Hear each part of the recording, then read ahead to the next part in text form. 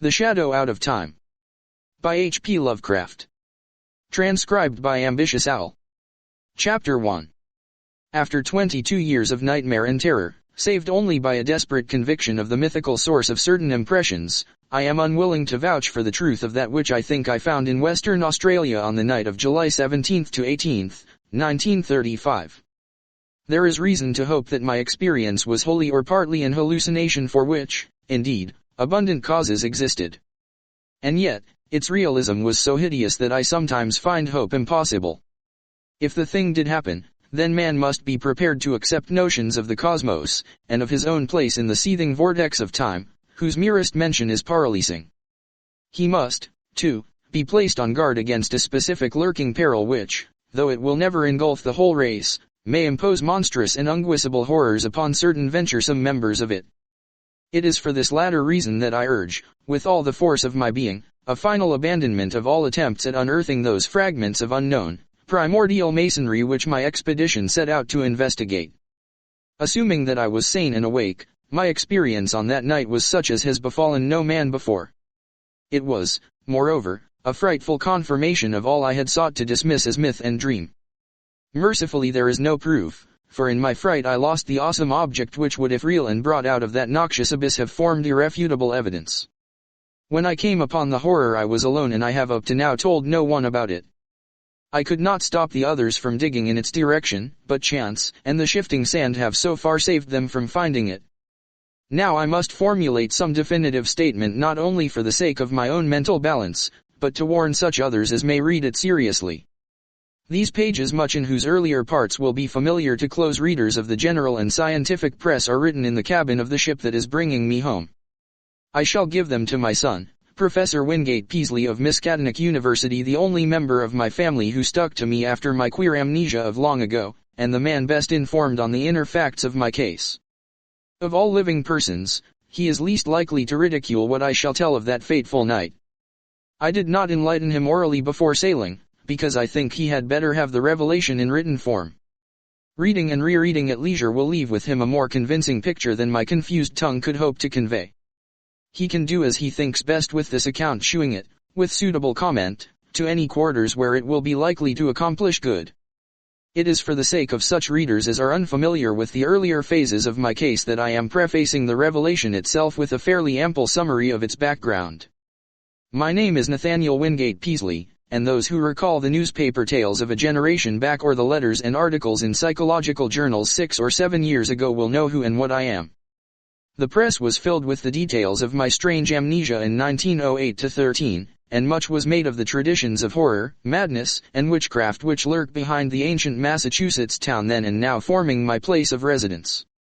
Yet I would have it known that there is nothing whatever of the mad or sinister in my heredity and early life. This is a highly important fact in view of the shadow which fell so suddenly upon me from outside sources.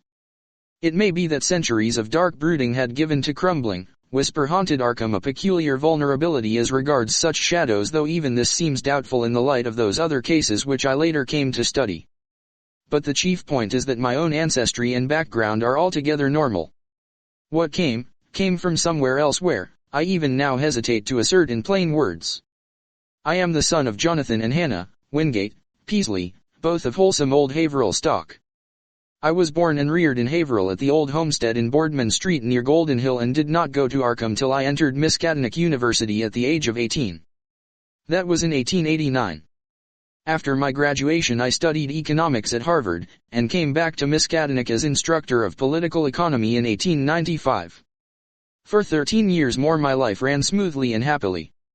I married Alice Kejar of Haverhill in 1896, and my 3 children, Robert K. Wingate, and Hannah, were born in 1898, 1900, and 1903, respectively.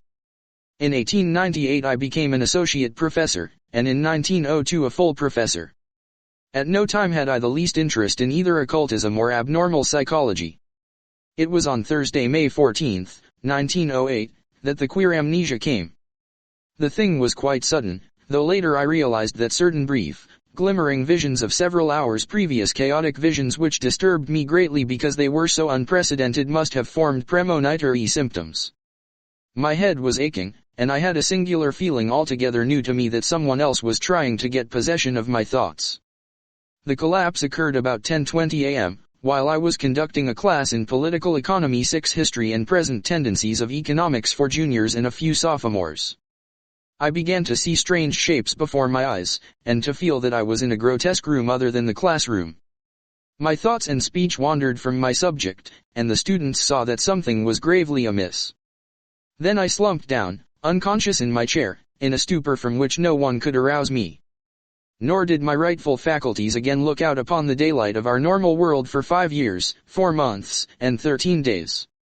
It is, of course, from others that I have learned what followed. I shewed no sign of consciousness for 16.5 hours, though removed to my home at 27 Crane Street and given the best of medical attention. At 3 a.m. May 15th my eyes opened and I began to speak, but before long the doctors and my family were thoroughly frightened by the trend of my expression and language. It was clear that I had no remembrance of my identity or of my past, though for some reason I seemed anxious to conceal this lack of knowledge. My eyes gazed strangely at the persons around me, and the flexions of my facial muscles were altogether unfamiliar. Even my speech seemed awkward and foreign. I used my vocal organs clumsily and gropingly, and my diction had a curiously stilted quality, as if I had laboriously learned the English language from books. The pronunciation was barbarously alien, whilst the idiom seemed to include both scraps of curious archaism and expressions of a wholly incomprehensible cast. Of the latter one in particular was very potently, even terrifiedly recalled by the youngest of the physicians 20 years afterward. For at that late period such a phrase began to have an actual currency first in England and then in the United States, and though of much complexity and indisputable newness, it reproduced in every least particular the mystifying words of the strange Arkham patient of 1908. Physical strength returned at once, although I required an odd amount of re-education in the use of my hands, legs, and bodily apparatus in general. Because of this and other handicaps inherent in the mnemonic lapse, I was for some time kept under strict medical care. When I saw that my attempts to conceal the lapse had failed, I admitted it openly, and became eager for information of all sorts. Indeed, it seemed to the doctors that I had lost interest in my proper personality as soon as I found the case of amnesia accepted as a natural thing. They noticed that my chief efforts were to master certain points in history, science, art, language, and folklore, some of them tremendously abstruse, and some childishly simple, which remained, very oddly in many cases, outside my consciousness. At the same time they noticed that I had an inexplicable command of many almost unknown sorts of knowledge, a command which I seemed to wish to hide rather than display. I would inadvertently refer, with casual assurance, to specific events in dim ages outside the range of accepted history, passing off such references as a jest when I saw the surprise they created. And I had a way of speaking of the future which 2 or 3 times caused actual fright. These uncanny flashes soon ceased to appear, though some observers laid their vanishment more to a certain furtive caution on my part than to any waning of the strange knowledge behind them. Indeed, I seemed anomalously avid to absorb the speech, customs, and perspectives of the age around me, as if I were a studious traveler from a far, foreign land. As soon as permitted, I haunted the college library at all hours, and shortly began to arrange for those odd travels, and special courses at American and European universities, which evoked so much comment during the next few years. I did not at any time suffer from a lack of learned contacts, for my case had a mild celebrity among the psychologists of the period. I was lectured upon as a typical example of secondary personality, even though I seemed to puzzle the lecturers now and then with some bizarre symptom or some queer trace of carefully veiled mockery. Of real friendliness, however, I encountered little. Something in my aspect and speech seemed to excite vague fears and aversions in everyone I met, as if I were a being infinitely removed from all that is normal and healthful. This idea of a black, hidden horror connected with incalculable gulfs of some sort of distance was oddly widespread and persistent. My own family formed no exception. From the moment of my strange waking my wife had regarded me with extreme horror and loathing, vowing that I was some utter alien usurping the body of her husband. In 1910 she obtained a legal divorce, nor would she ever consent to see me even after my return to normalcy in 1913. These feelings were shared by my elder son and my small daughter, neither of whom I have ever seen since. Only my second son Wingate seemed able to conquer the terror and repulsion which my change aroused. He indeed felt that I was a stranger, but though only 8 years old held fast to a faith that my proper self would return. When it did return he sought me out, and the courts gave me his custody. In succeeding years he helped me with the studies to which I was driven, and today at 35 he is a professor of psychology at Miskatonic. But I do not wonder at the horror I caused, for certainly, the mind, voice, and facial expression of the being that awaked on May 15, 1908 were not those of Nathaniel Wingate Peaslee. I will not attempt to tell much of my life from 1908 to 1913, since readers may glean all the outward essentials as I largely had to do from files of old newspapers and scientific journals. I was given charge of my funds, and spent them slowly and on the whole wisely, in travel and in study at various centers of learning.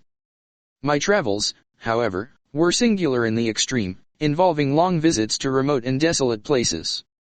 In 1909 I spent a month in the Himalayas, and in 1911 aroused much attention through a camel trip into the unknown deserts of Arabia. What happened on those journeys I have never been able to learn. During the summer of 1912 I chartered a ship and sailed in the Arctic north of Spitsbergen, afterward shewing signs of disappointment. Later in that year I spent weeks alone beyond the limits of previous or subsequent exploration in the vast limestone cavern systems of western Virginia, black labyrinths so complex that no retracing of my steps could even be considered. My sojourns at the universities were marked by abnormally rapid assimilation, as if the secondary personality had an intelligence enormously superior to my own. I have found, also, that my rate of reading and solitary study was phenomenal.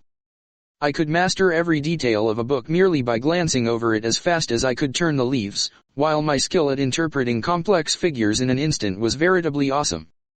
At times there appeared almost ugly reports of my power to influence the thoughts and acts of others, though I seemed to have taken care to minimize displays of this faculty. Other ugly reports concerned my intimacy with leaders of occultist groups, and scholars suspected of connection with nameless bands of abhorrent elder world hierophants. These rumors, though never proved at the time, were doubtless stimulated by the known tenor of some of my reading, for the consultation of rare books at libraries cannot be effected secretly.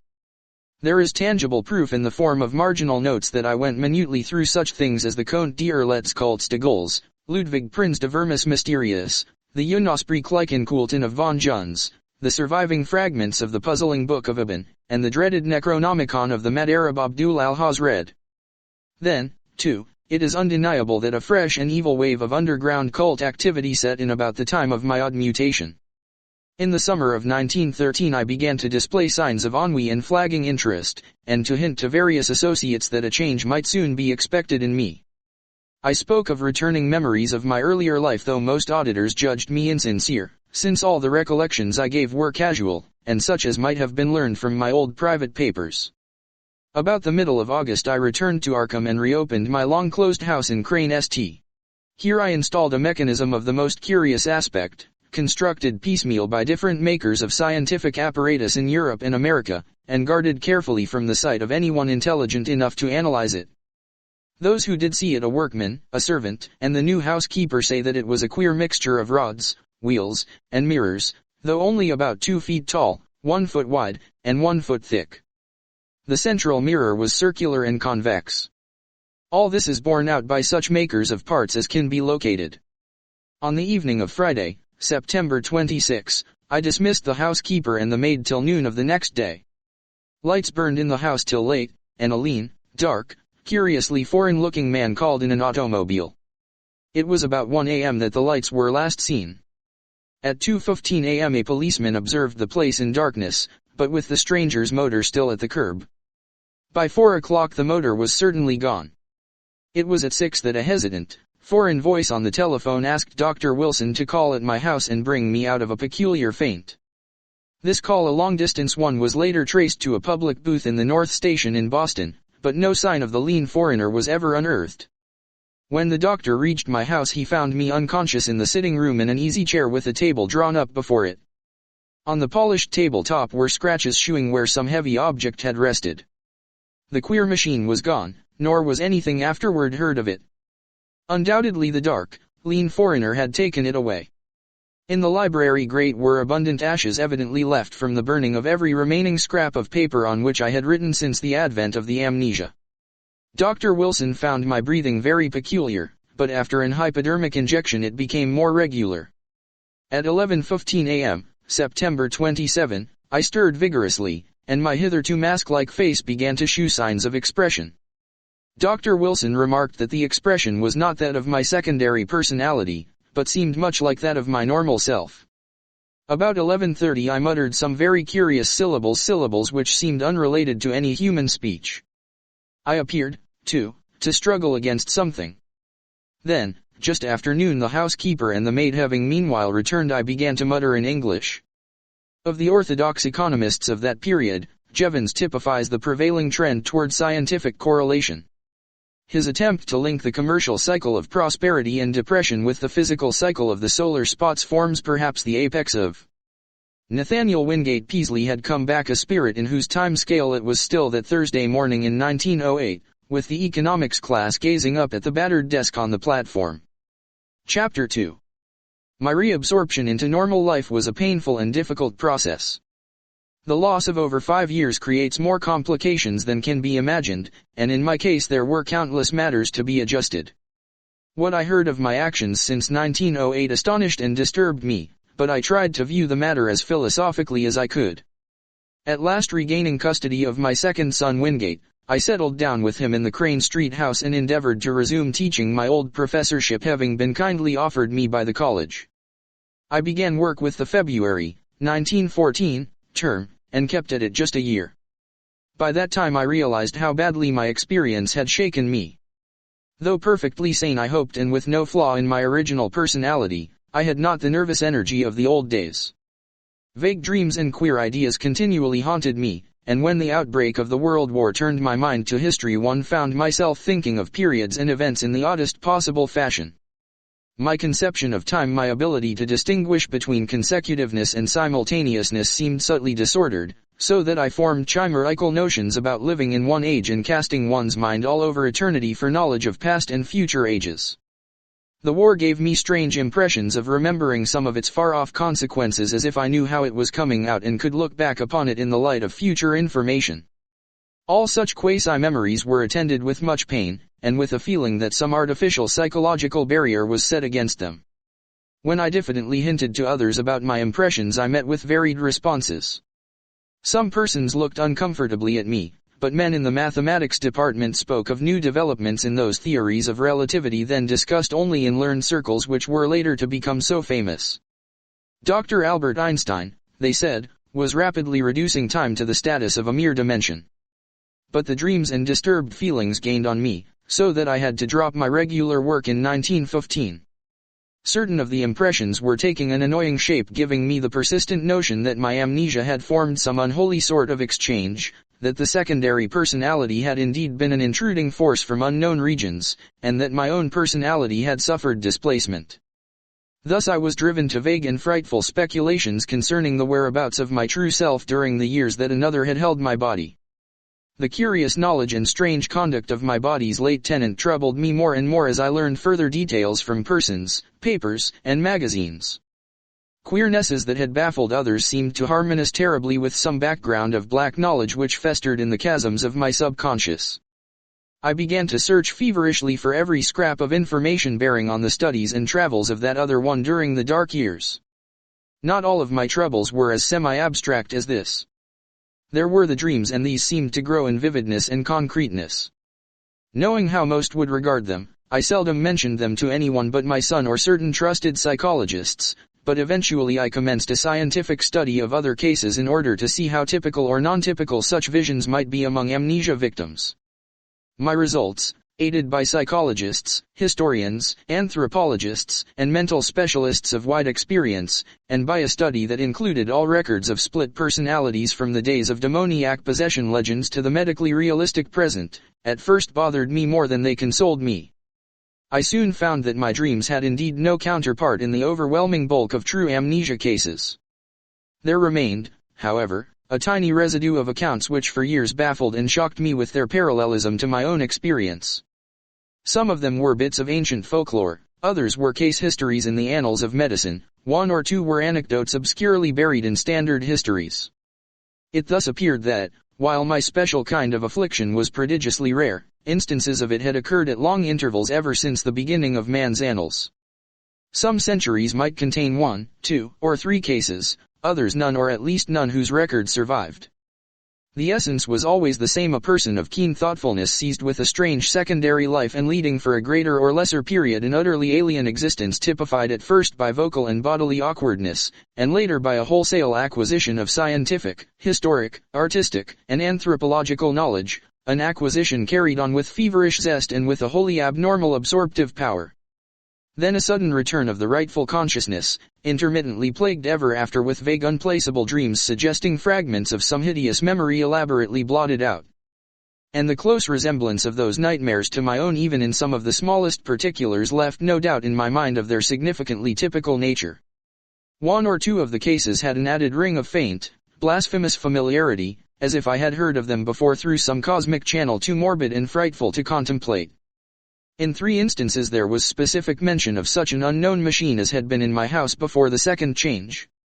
Another thing that cloudily worried me during my investigation was the somewhat greater frequency of cases where a brief, elusive glimpse of the typical nightmares was afforded to persons not visited with well-defined amnesia. These persons were largely of mediocre mind, or less, some so primitive that they could scarcely be thought of as vehicles for abnormal scholarship and preternatural mental acquisitions. For a second they would be fired with alien force, then a backward lapse in a thin, swift fading memory of unhuman horrors. There had been at least 3 such cases during the past half-century, one only 15 years before.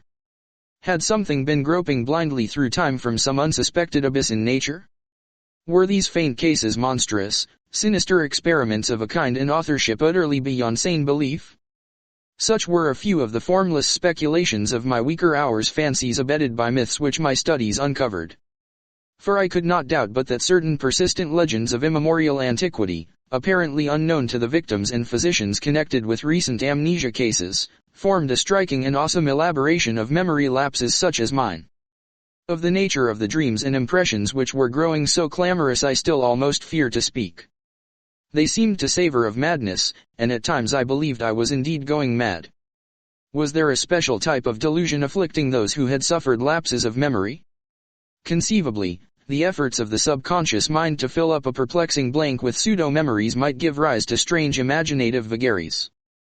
This, indeed, though an alternative folklore theory finally seemed to me more plausible, was the belief of many of the alienists who helped me in my search for parallel cases, and who shared my puzzlement at the exact resemblances sometimes discovered.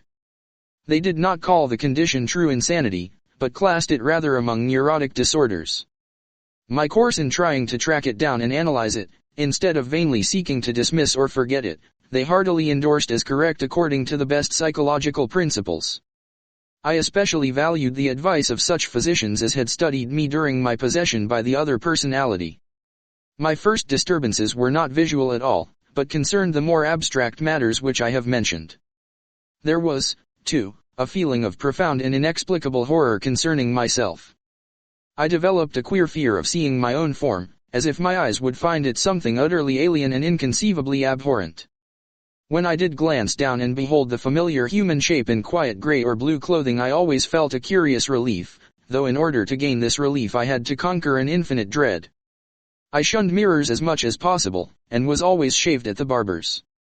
It was a long time before I correlated any of these disjointed feelings with the fleeting visual impressions which began to develop. The first such correlation had to do with the odd sensation of an external, artificial restraint on my memory.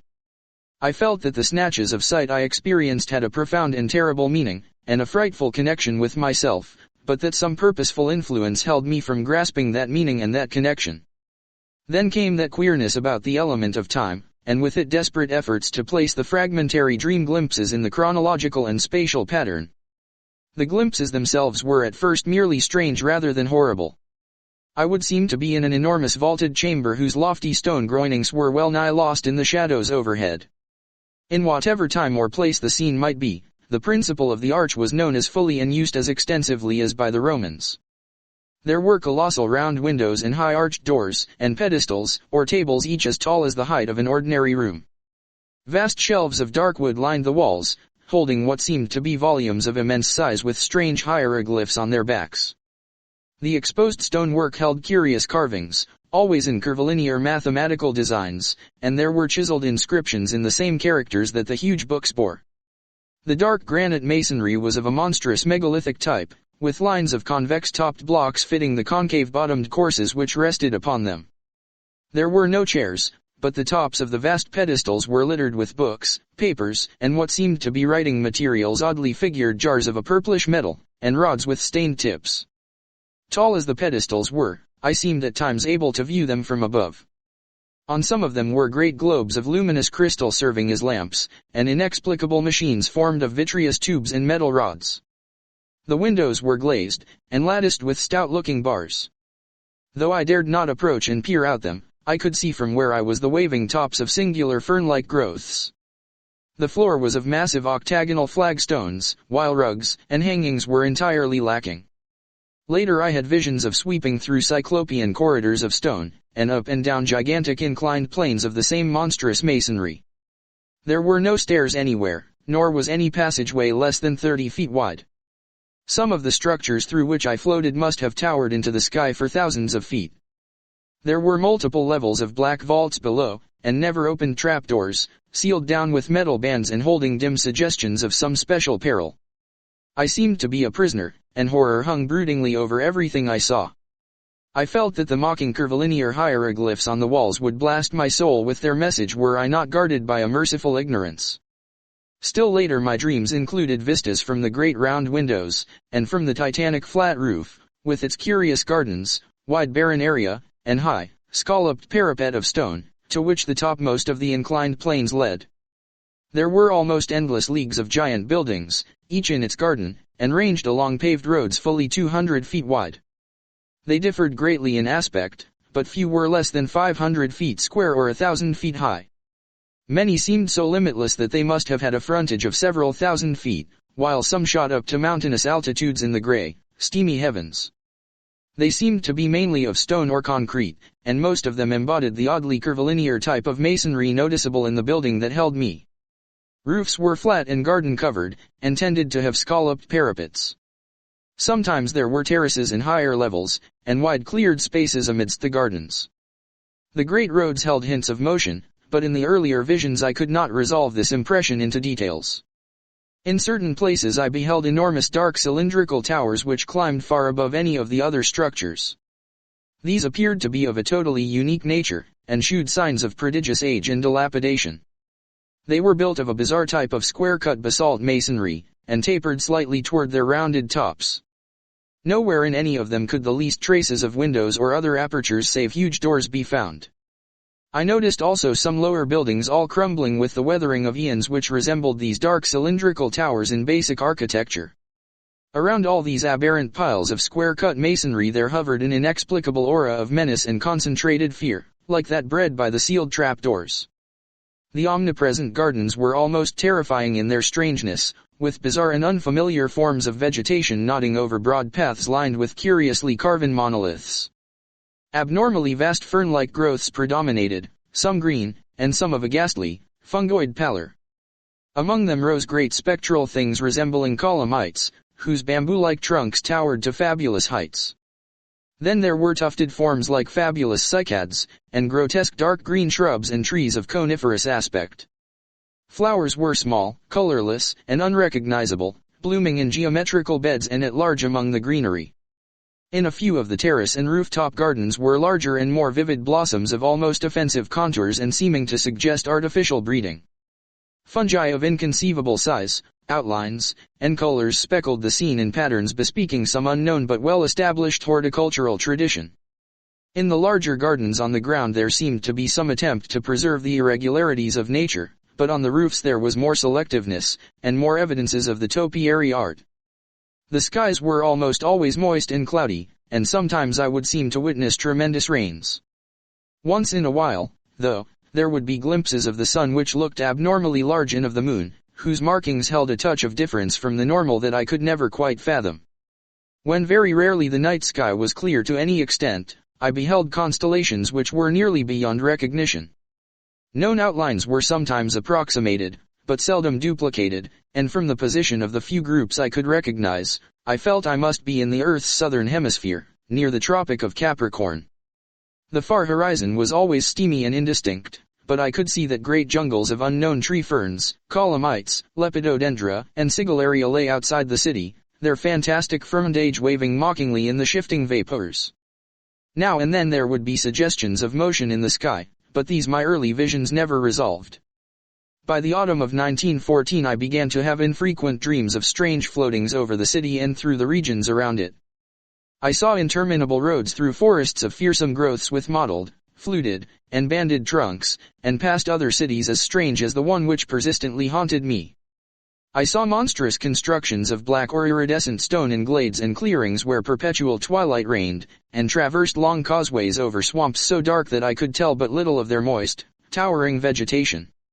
Once I saw an area of countless miles strewn with age-blasted basaltic ruins whose architecture had been like that of the few windowless, round-topped towers in the haunting city. And once I saw the sea a boundless steamy expanse beyond the colossal stone piers of an enormous town of domes and arches. Great shapeless suggestions of shadow moved over it, and here and there its surface was vexed with anomalous spoutings. Chapter 3. As I have said, it was not immediately that these wild visions began to hold their terrifying quality. Certainly, many persons have dreamed intrinsically stranger things compounded of unrelated scraps of daily life, pictures, and reading, and arranged in fantastically novel forms by the unchecked caprices of sleep. For some time I accepted the visions as natural, even though I had never before been an extravagant dreamer. Many of the vague anomalies, I argued, must have come from trivial sources too numerous to track down, while others seemed to reflect a common textbook knowledge of the plants and other conditions of the primitive world of 150 million years ago, the world of the Permian or Triassic Age. In the course of some months, however, the element of terror did figure with accumulating force. This was when the dreams began so unfailingly to have the aspect of memories, and when my mind began to link them with my growing abstract disturbances, the feeling of mnemonic restraint, the curious impressions regarding time, the sense of a loathsome exchange with my secondary personality of 1908-13, and, considerably later, the inexplicable loathing of my own person. As certain definite details began to enter the dreams, their horror increased 1,000-fold until by October, 1915, I felt I must do something. It was then that I began an intensive study of other cases of amnesia and visions, feeling that I might thereby objectivize my trouble and shake clear of its emotional grip. However, as before mentioned, the result was at first almost exactly opposite. It disturbed me vastly to find that my dreams had been so closely duplicated, especially since some of the accounts were too early to admit of any geological knowledge and therefore of any idea of primitive landscapes on the subject's part. What is more, many of these accounts supplied very horrible details and explanations in connection with the visions of great buildings and jungle gardens and other things. The actual sights and vague impressions were bad enough, but what was hinted or asserted by some of the other dreamers savored of madness and blasphemy. Worst of all, my own pseudo-memory was aroused to wilder dreams and hints of coming revelations. And yet most doctors deemed my course, on the whole, an advisable one. I studied psychology systematically, and under the prevailing stimulus my son Wingate did the same, his studies leading eventually to his present professorship. In 1917 and 1918 I took special courses at Miskatonic. Meanwhile my examination of medical, historical, and anthropological records became indefatigable, involving travels to distant libraries, and finally including even a reading of the hideous books of forbidden elder lore in which my secondary personality had been so disturbingly interested. Some of the latter were the actual copies I had consulted in my altered state, and I was greatly disturbed by certain marginal notations and ostensible corrections of the hideous text in a script and idiom which somehow seemed oddly unhuman.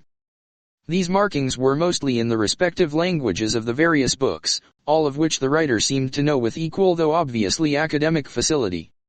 One note appended to von Johnsonsprekleikenkulten, however, was alarmingly otherwise. It consisted of certain curvilinear hieroglyphs in the same ink as that of the German corrections, but following no recognized human pattern. And these hieroglyphs were closely and unmistakably akin to the characters constantly met with in my dreams, characters whose meaning I would sometimes momentarily fancy I knew or was just on the brink of recalling. To complete my black confusion, my librarians assured me that, In view of previous examinations and records of consultation of the volumes in question, all of these notations must have been made by myself in my secondary state. This despite the fact that I was and still am ignorant of 3 of the languages involved.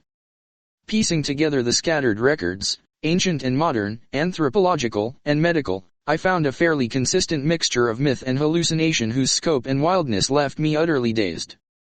Only one thing consoled me: the fact that the myths were of such early existence. What lost knowledge could have brought pictures of the Paleozoic or Mesozoic landscape into these primitive fables, I could not even guess, but the pictures had been there. Thus, a basis existed for the formation of a fixed type of delusion. Cases of amnesia no doubt created the general myth pattern, but afterward the fanciful accretions of the myths must have reacted on amnesia sufferers and colored their pseudo-memories. I myself had read and heard all the early tales during my memory lapse. My quest had amply proved that. Was it not natural, then, for my subsequent dreams and emotional impressions to become colored and molded by what my memory subtly held over from my secondary state? A few of the myths had significant connections with other cloudy legends of the pre-human world, especially those Hindu tales involving stupefying gulfs of time and forming part of the lore of modern theosophists. Primal myth and modern delusion joined in their assumption that mankind is only one, perhaps the least, of the highly evolved and dominant races of this planet's long and largely unknown career. Things of inconceivable shape, they implied, had reared towers to the sky and delved into every secret of nature before the first amphibian forebear of man had crawled out of the hot sea 300 million years ago. Some had come down from the stars, a few were as old as the cosmos itself. Others had arisen swiftly from terrene germs as far behind the first germs of our life cycle as those germs are behind ourselves. Spans of thousands of millions of years, and linkages with other galaxies and universes, were freely spoken of. Indeed, there was no such thing as time in its humanly accepted sense. But most of the tales and impressions concerned a relatively late race, of a queer and intricate shape resembling no life form known to science, which had lived till only 50 million years before the advent of man. This, they indicated, was the greatest race of all, because it alone had conquered the secret of time. It had learned all things that ever were known or ever would be known on the earth, through the power of its keener minds to project themselves into the past and future, even through gulfs of millions of years, and study the lore of every age. From the accomplishments of this race arose all legends of prophets, including those in human mythology. In its vast libraries were volumes of texts and pictures holding the whole of Earth's annals, histories and descriptions of every species that had ever been or that ever would be, with full records of their arts, their achievements, their languages, and their psychologies.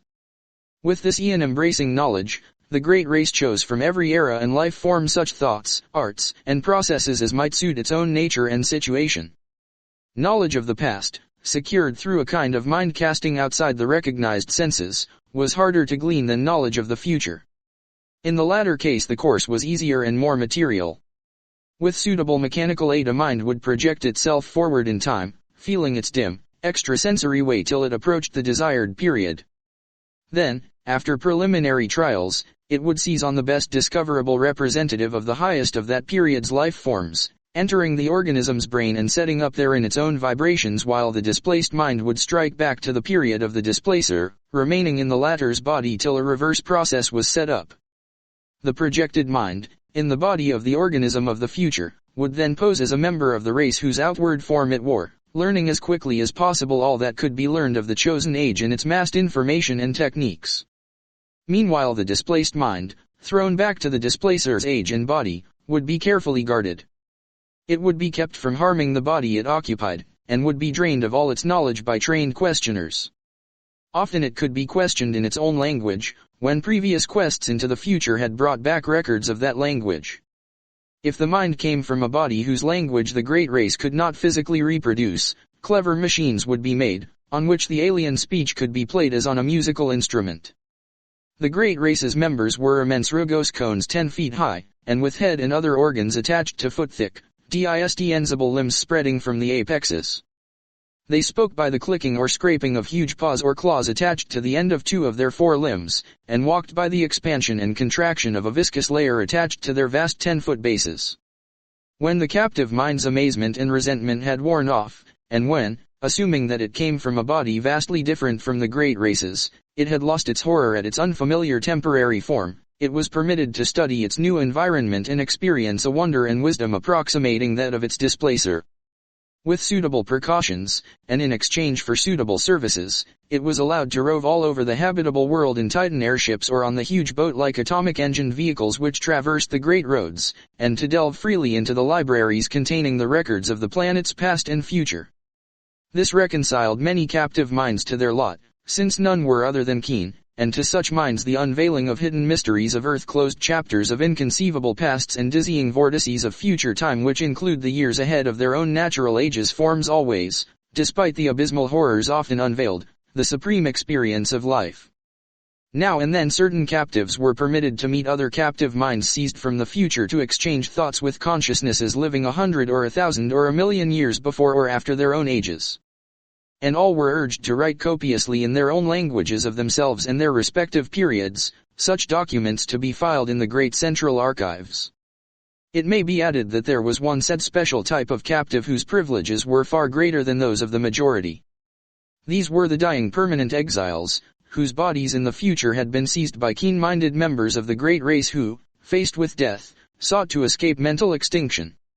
Such melancholy exiles were not as common as might be expected, since the longevity of the great race lessened its love of life especially among those superior minds capable of projection. From cases of the permanent projection of elder minds arose many of those lasting changes of personality noticed in later history including mankind's. As for the ordinary cases of exploration when the displacing mind had learned what it wished in the future, it would build an apparatus like that which had started its flight and reverse the process of projection. Once more it would be in its own body in its own age, while the lately captive mind would return to that body of the future to which it properly belonged. Only when one or the other of the bodies had died during the exchange was this restoration impossible. In such cases, of course, the exploring mind had like those of the death escapers to live out an alien-bodied life in the future, or else the captive mind like the dying permanent exiles had to end its days in the form and past age of the great race. This fate was least horrible when the captive mind was also of the great race, a not infrequent occurrence, since in all its periods that race was intensely concerned with its own future. The number of dying permanent exiles of the great race was very slight, largely because of the tremendous penalties attached to displacements of future great race minds by the moribund. Through projection, arrangements were made to inflict these penalties on the offending minds in their new future bodies, and sometimes forced re-exchanges were effected. Complex cases of the displacement of exploring or already captive minds by minds in various regions of the past had been known and carefully rectified. In every age since the discovery of mind projection, a minute but well-recognized element of the population consisted of great race minds from past ages, sojourning for a longer or shorter while.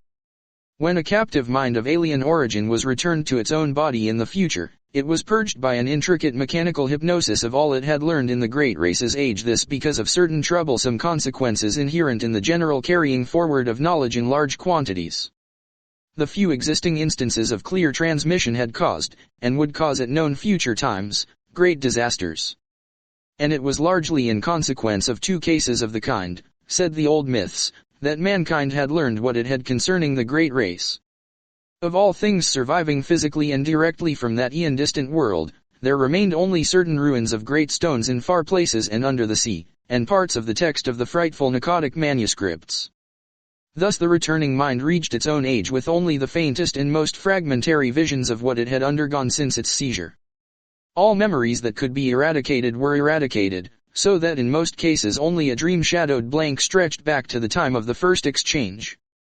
Some minds recalled more than others, and the chance joining of memories had at rare times brought hints of the forbidden past to future ages. There probably never was a time when groups or cults did not secretly cherish certain of these hints. In the Necronomicon, the presence of such a cult among human beings was suggested, a cult that sometimes gave aid to minds voyaging down the eons from the days of the great race. And meanwhile the great race itself waxed well nigh omniscient, and turned to the task of setting up exchanges with the minds of other planets, and of exploring their pasts and futures.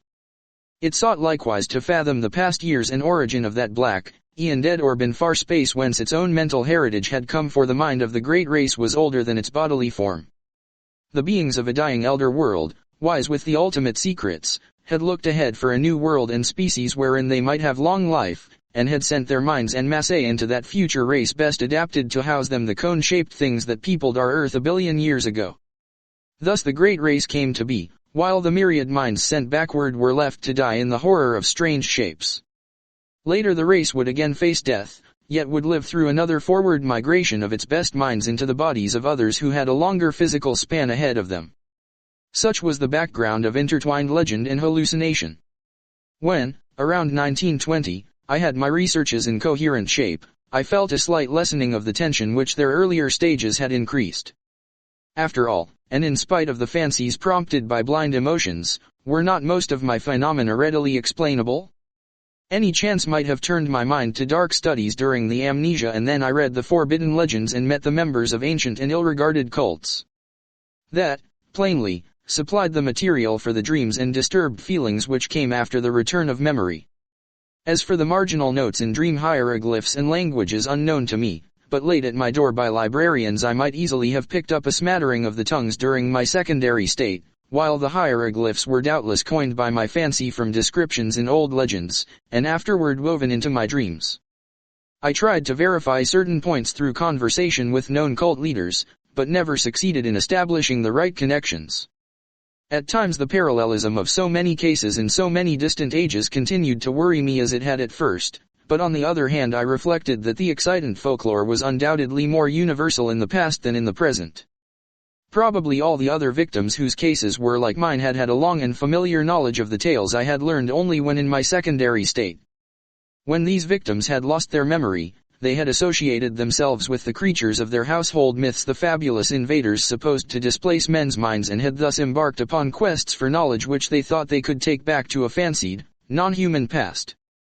Then when their memory returned, they reversed the associative process and thought of themselves as the former captive minds instead of as the displacers. Hence the dreams and pseudo-memories following the conventional myth pattern. Despite the seeming cumbrousness of these explanations, they came finally to supersede all others in my mind, largely because of the greater weakness of any rival theory. And a substantial number of eminent psychologists and anthropologists gradually agreed with me. The more I reflected, the more convincing did my reasoning seem, till in the end I had a really effective bulwark against the visions and impressions which still assailed me. Suppose I did see strange things at night? These were only what I had heard and read of. Suppose I did have odd loathings and perspectives and pseudo-memories? These, too, were only echoes of myths absorbed in my secondary state. Nothing that I might dream, nothing that I might feel, could be of any actual significance. Fortified by this philosophy, I greatly improved in nervous equilibrium, even though the visions, rather than the abstract impressions, steadily became more frequent and more disturbingly detailed. In 1922 I felt able to undertake regular work again, and put my newly gained knowledge to practical use by accepting an instructorship in psychology at the university.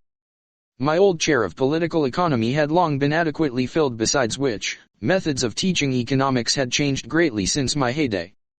My son was at this time just entering on the postgraduate studies leading to his present professorship, and we worked together a great deal. Chapter 4. I continued, however, to keep a careful record of the outre dreams which crowded upon me so thickly and vividly.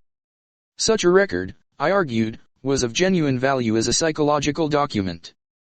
The glimpses still seemed damnably like memories, though I fought off this impression with a goodly measure of success.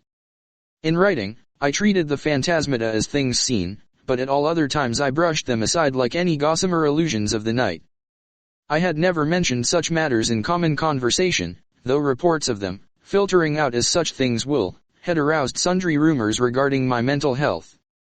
It is amusing to reflect that these rumors were confined wholly to laymen, without a single champion among physicians or psychologists.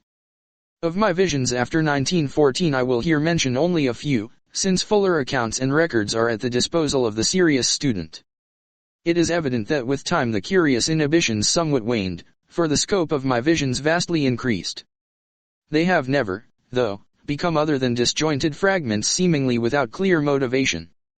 Within the dreams I seemed gradually to acquire a greater and greater freedom of wandering. I floated through many strange buildings of stone, going from one to the other along mammoth underground passages which seemed to form the common avenues of transit. Sometimes I encountered those gigantic sealed trapdoors in the lowest level, around which such an aura of fear and forbiddenness clung. I saw tremendous tessellated pools, and rooms of curious and inexplicable utensils of myriad sorts.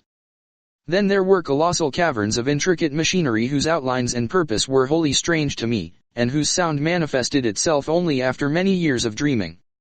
I may here remark that sight and sound are the only senses I have ever exercised in the visionary world. The real horror began in May, 1915, when I first saw the living things. This was before my studies had taught me what, in view of the myths and case histories, to expect.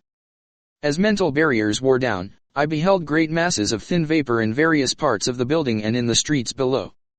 These steadily grew more solid and distinct, till at last I could trace their monstrous outlines with uncomfortable ease. They seemed to be enormous iridescent cones, about 10 feet high and 10 feet wide at the base, and made up of some ridgy, scaly, semi-elastic matter. From their apexes projected 4 flexible, cylindrical members, each a foot thick, and of a ridgy substance like that of the cones themselves. These members were sometimes contracted almost to nothing, and sometimes extended to any distance up to about 10 feet. Terminating 2 of them were enormous claws or nippers. At the end of a third were 4 red, trumpet-like appendages. The fourth terminated in an irregular yellowish globe some 2 feet in diameter and having 3 great dark eyes ranged along its central circumference. Surmounting this head were 4 slender gray stalks bearing flower-like appendages, whilst from its nether side dangled 8 greenish antennae or tentacles. The great base of the central cone was fringed with a rubbery, gray substance which moved the whole entity through expansion and contraction. Their actions, though harmless, horrified me even more than their appearance, for it is not wholesome to watch monstrous objects doing what one has known only human beings to do. These objects moved intelligently around the great rooms, getting books from the shelves and taking them to the great tables, or vice versa, and sometimes writing diligently with a pen-like rod gripped in the greenish head tentacles. The huge nippers were used in carrying books and in conversation speech consisting of a kind of clicking and scraping. The objects had no clothing, but wore satchels or knapsacks suspended from the top of the conical trunk. They commonly carried their head and its supporting member at the level of the cone top, although it was frequently raised or lowered. The other 3 great members tended to rest downward on the sides of the cone, contracted to about 5 feet each, when not in use. From their rate of reading, writing, and operating their machines, those on the tables seemed somehow connected with thought. I concluded that their intelligence was enormously greater than man's. Afterward I saw them everywhere, swarming in all the great chambers and corridors, tending monstrous machines in vaulted crypts, and racing along the vast roads in gigantic boat-shaped cars. I ceased to be afraid of them, for they seemed to form supremely natural parts of their environment. Individual differences amongst them began to be manifest, and a few appeared to be under some kind of restraint. These latter, though shewing no physical variation, had a diversity of gestures and habits which marked them off not only from the majority, but very largely from one another. They wrote a great deal in what seemed to my cloudy vision a vast variety of characters, never the typical curvilinear hieroglyphs of the majority. A few, I fancied, used our own familiar alphabet. Most of them worked much more slowly than the general mass of the entities. All this time my own part in the dreams seemed to be that of a disembodied consciousness with a range of vision wider than the normal, floating freely about, yet confined to the ordinary avenues and speeds of travel. Not until August, 1915, did any suggestions of bodily existence begin to harass me. I say harass, because the first phase was a purely abstract though infinitely terrible association of my previously noted body loathing with the scenes of my visions. For a while my chief concern during dreams was to avoid looking down at myself, and I recall how grateful I was for the total absence of large mirrors in the strange rooms. I was mightily troubled by the fact that I always saw the great tables whose height could not be under 10 feet from a level not below that of their surfaces. And then the morbid temptation to look down at myself became greater and greater, till one night I could not resist it. At first my downward glance revealed nothing whatever. A moment later I perceived that this was because my head lay at the end of a flexible neck of enormous length. Retracting this neck and gazing down very sharply, I saw the scaly, rugose, iridescent bulk of a vast cone 10 feet tall and 10 feet wide at the base. That was when I waked half of Arkham with my screaming as I plunged madly up from the abyss of sleep. Only after weeks of hideous repetition did I grow half reconciled to these visions of myself in monstrous form. In the dreams I now moved bodily among the other unknown entities, reading terrible books from the endless shelves and writing for hours at the great tables with a stylus managed by the green tentacles that hung down from my head. Snatches of what I read and wrote would linger in my memory. There were horrible annals of other worlds and other universes, and of stirrings of formless life outside of all universes. There were records of strange orders of beings which had peopled the world in forgotten pasts, and frightful chronicles of grotesque-bodied intelligences which would people it millions of years after the death of the last human being. And I learned of chapters in human history whose existence no scholar of today has ever suspected. Most of these writings were in the language of the hieroglyphs, which I studied in a queer way with the aid of droning machines, and which was evidently an agglutinative speech with root systems utterly unlike any found in human languages. Other volumes were in other unknown tongues learned in the same queer way. A very few were in languages I knew. Extremely clever pictures, both inserted in the records and forming separate collections, aided me immensely. And all the time I seemed to be setting down a history of my own age in English. On waking, I could recall only minute and meaningless scraps of the unknown tongues which my dream self had mastered, though whole phrases of the history stayed with me. I learned even before my waking self had studied the parallel cases or the old myths from which the dreams doubtless sprang that the entities around me were of the world's greatest race, which had conquered time and had sent exploring minds into every age. I knew, too, that I had been snatched from my age while another used my body in that age, and that a few of the other strange forms housed similarly captured minds. I seemed to talk, in some odd language of claw-clickings, with exiled intellects from every corner of the solar system. There was a mind from the planet we know as Venus, which would live incalculable epochs to come, and one from an outer moon of Jupiter 6 million years in the past.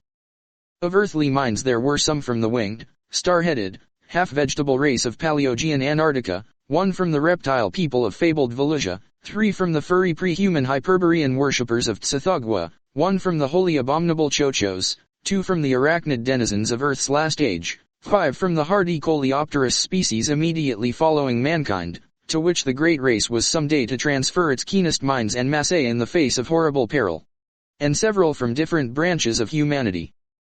I talked with the mind of Yang Li, a philosopher from the cruel empire of Tsanshan, which is to come in AD 5000, with that of a general of the great-headed brown people who held South Africa in BC 50,000, with that of a 12th century Florentine monk named Bartolomeo Corsi, with that of a king of Lomar who had ruled that terrible polar land 100,000 years before the squat, yellow Inutos came from the west to engulf it, with that of Nug Soth, a magician of the dark conquerors of AD 16,000, with that of a Roman named Titus Sempronius Blasis, who had been a quaestor in Sulla's time, with that of Kepthnes, an Egyptian of the 14th dynasty who told me the hideous secret of Nyarlathotep, with that of a priest of Atlantis Middle Kingdom, with that of a Suffolk gentleman of Cromwell's day, James Woodville, with that of a court astronomer of pre-Inca Peru, with that of the Australian physicist Neville Kingston Brown, who will die in AD 2518, with that of an arch-image of vanished the in the Pacific, with that of Theodotides,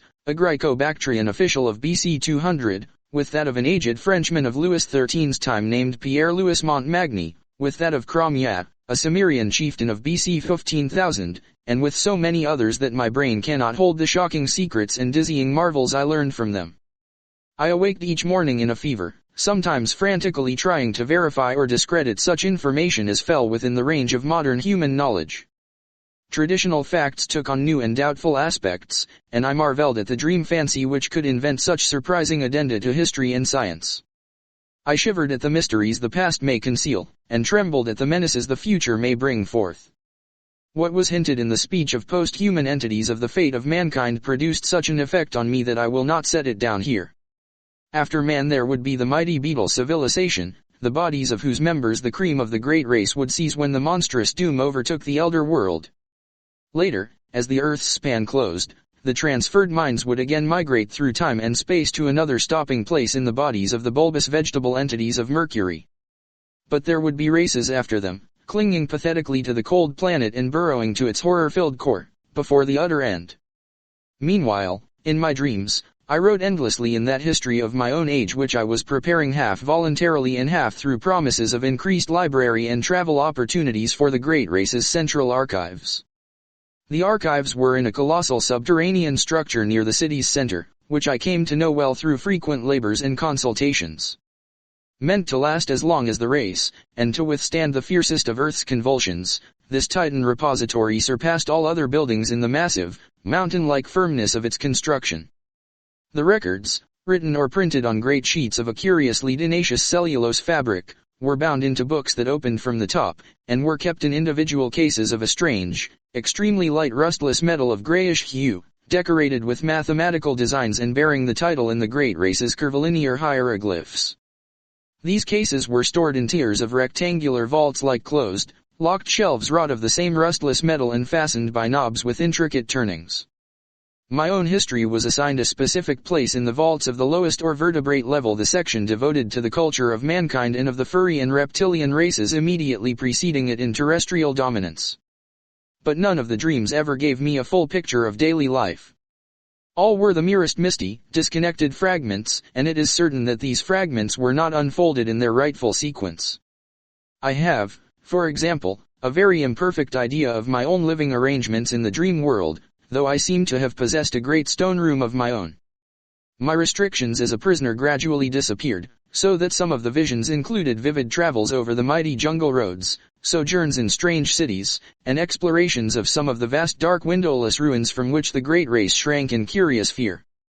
There were also long sea voyages in enormous, many-decked boats of incredible swiftness, and trips over wild regions enclosed, projectile-like airships lifted and moved by electrical repulsion. Beyond the wide, warm ocean were other cities of the great race, and on one far continent I saw the crude villages of the black-snouted, winged creatures who would evolve as a dominant stock after the great race had sent its foremost minds into the future to escape the creeping horror. Flatness and exuberant green life were always the keynote of the scene. Hills were low and sparse, and usually displayed signs of volcanic forces. Of the animals I saw, I could write volumes. All were wild, for the great race's mechanized culture had long since done away with domestic beasts, while food was wholly vegetable or synthetic. Clumsy reptiles of great bulk floundered in steaming morasses, fluttered in the heavy air, or spouted in the seas and lakes, and among these I fancied I could vaguely recognize lesser, archaic prototypes of many forms: dinosaurs, pterodactyls, ichthyosaurs, labyrinthodonts, rhamphorhynchi, plesiosaurs, and the like made familiar through paleontology. Of birds or mammals there were none that I could discern. The ground and swamps were constantly alive with snakes, lizards, and crocodiles, while insects buzzed incessantly amidst the lush vegetation. And far out at sea unspied and unknown monsters spouted mountainous columns of foam into the vaporous sky. Once I was taken under the ocean in a gigantic submarine vessel with searchlights, and glimpsed some living horrors of awesome magnitude. I saw also the ruins of incredible sunken cities, and the wealth of crinoid, brachiopod, coral, and ichthytic life which everywhere abounded. Of the physiology, psychology, folkways, and detailed history of the great race my visions preserved but little information, and many of the scattered points I here set down were gleaned from my study of old legends and other cases rather than from my own dreaming. For in time, of course, my reading and research caught up with and passed the dreams in many phases, so that certain dream fragments were explained in advance, and formed verifications of what I had learned. This consolingly established my belief that similar reading and research, accomplished by my secondary self, had formed the source of the whole terrible fabric of pseudo-memories. The period of my dreams, apparently, was one somewhat less than 150 million years ago, when the Paleozoic age was giving place to the Mesozoic. The bodies occupied by the great race represented no surviving or even scientifically known line of terrestrial evolution, but were of a peculiar, closely homogeneous, and highly specialized organic type inclining as much to the vegetable as to the animal state. Cell action was of an unique sort, almost precluding fatigue, and wholly eliminating the need of sleep. Nourishment, assimilated through the red trumpet-like appendages on one of the great flexible limbs, was always semi-fluid and in many aspects wholly unlike the food of existing animals. The beings had but two of the senses which we recognize: sight and hearing, the latter accomplished through the flower-like appendages on the gray stalks above their heads, but of other and incomprehensible senses, not, however, well utilizable by alien captive minds inhabiting their bodies, they possessed many. Their 3 eyes were so situated as to give them a range of vision wider than the normal. Their blood was a sort of deep greenish ichor of great thickness. They had no sex, but reproduced through seeds or spores which clustered on their bases and could be developed only underwater. Great, shallow tanks were used for the growth of their young, which were, however, reared only in small numbers on account of the longevity of individuals, 4 or 5,000 years being the common lifespan. Markedly defective individuals were quietly disposed of as soon as their defects were noticed. Disease and the approach of death were, in the absence of a sense of touch or of physical pain, recognized by purely visual symptoms. The dead were incinerated with dignified ceremonies. Once in a while, as before mentioned, a keen mind would escape death by forward projection in time, but such cases were not numerous. When one did occur, the exiled mind from the future was treated with the utmost kindness till the dissolution of its unfamiliar tenement. The great race seemed to form a single loosely knit nation or league, with major institutions in common, though there were 4 definite divisions.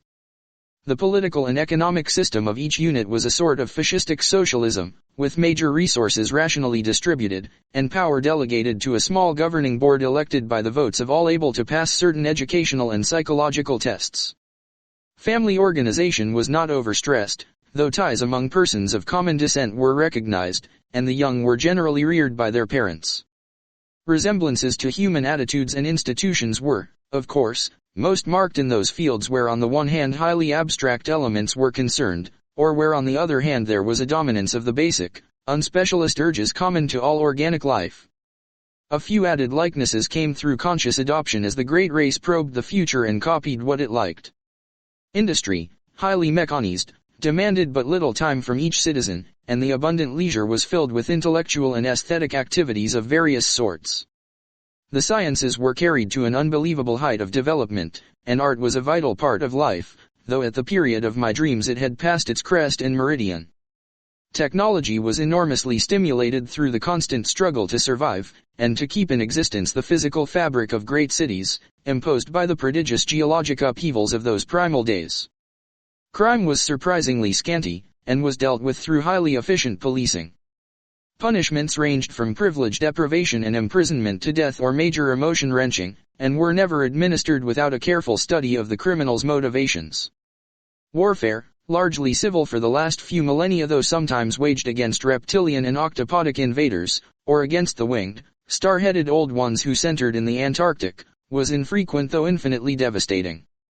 An enormous army, using camera-like weapons which produced tremendous electrical effects, was kept on hand for purposes seldom mentioned, but obviously connected with the ceaseless fear of the dark, windowless elder ruins and of the great sealed trapdoors in the lowest subterranean levels. This fear of the basalt ruins and trapdoors was largely a matter of unspoken suggestion or, at most, of furtive quasi-whispers.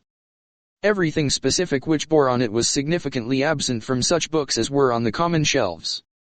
It was the one subject lying altogether under a taboo among the great race, and seemed to be connected alike with horrible bygone struggles, and with that future peril which would some day force the race to send its keener minds ahead en masse in time. Imperfect and fragmentary as were the other things presented by dreams and legends, this matter was still more bafflingly shrouded. The vague old myths avoided it, or perhaps all allusions had for some reason been excised. And in the dreams of myself and others, the hints were peculiarly few. Members of the great race never intentionally referred to the matter, and what could be gleaned came only from some of the more sharply observant captive minds.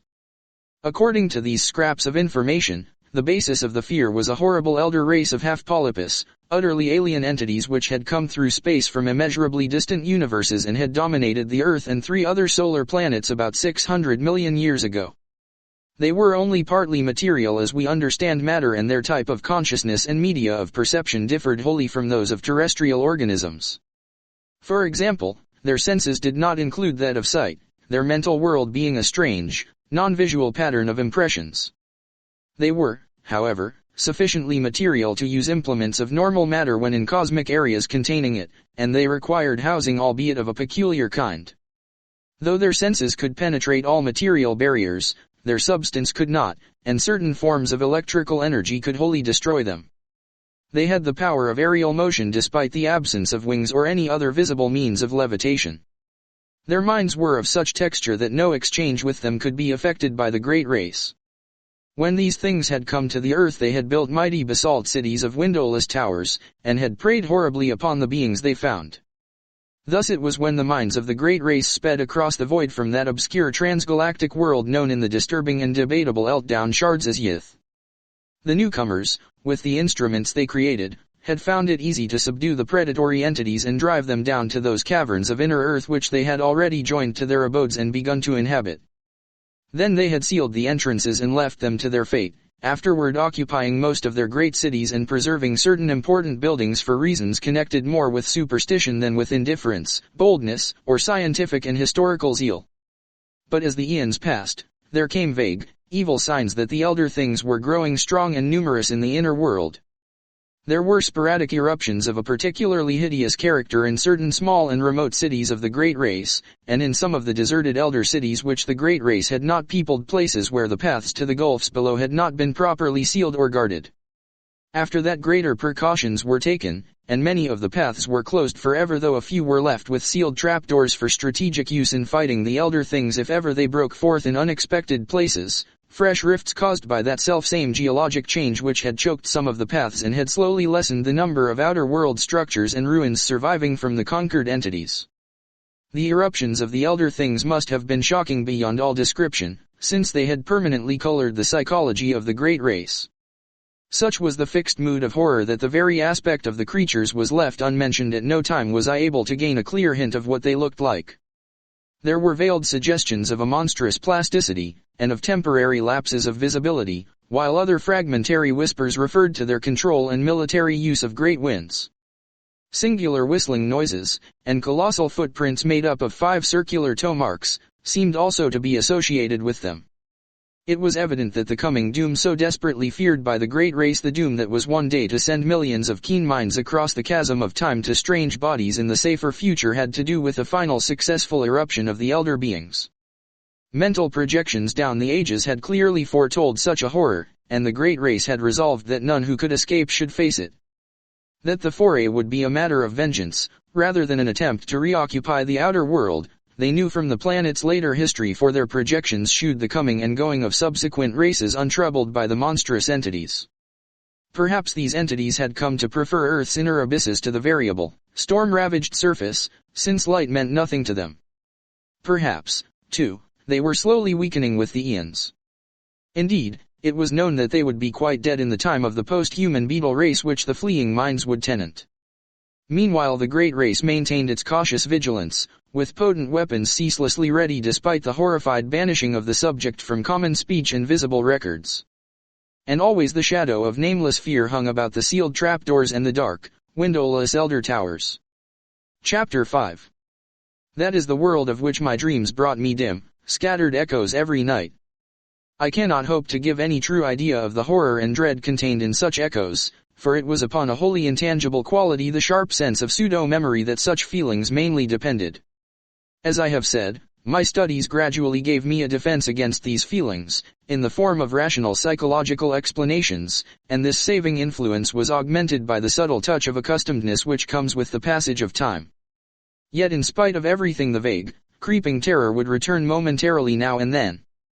It did not, however, engulf me as it had before, and after 1922 I lived a very normal life of work and recreation.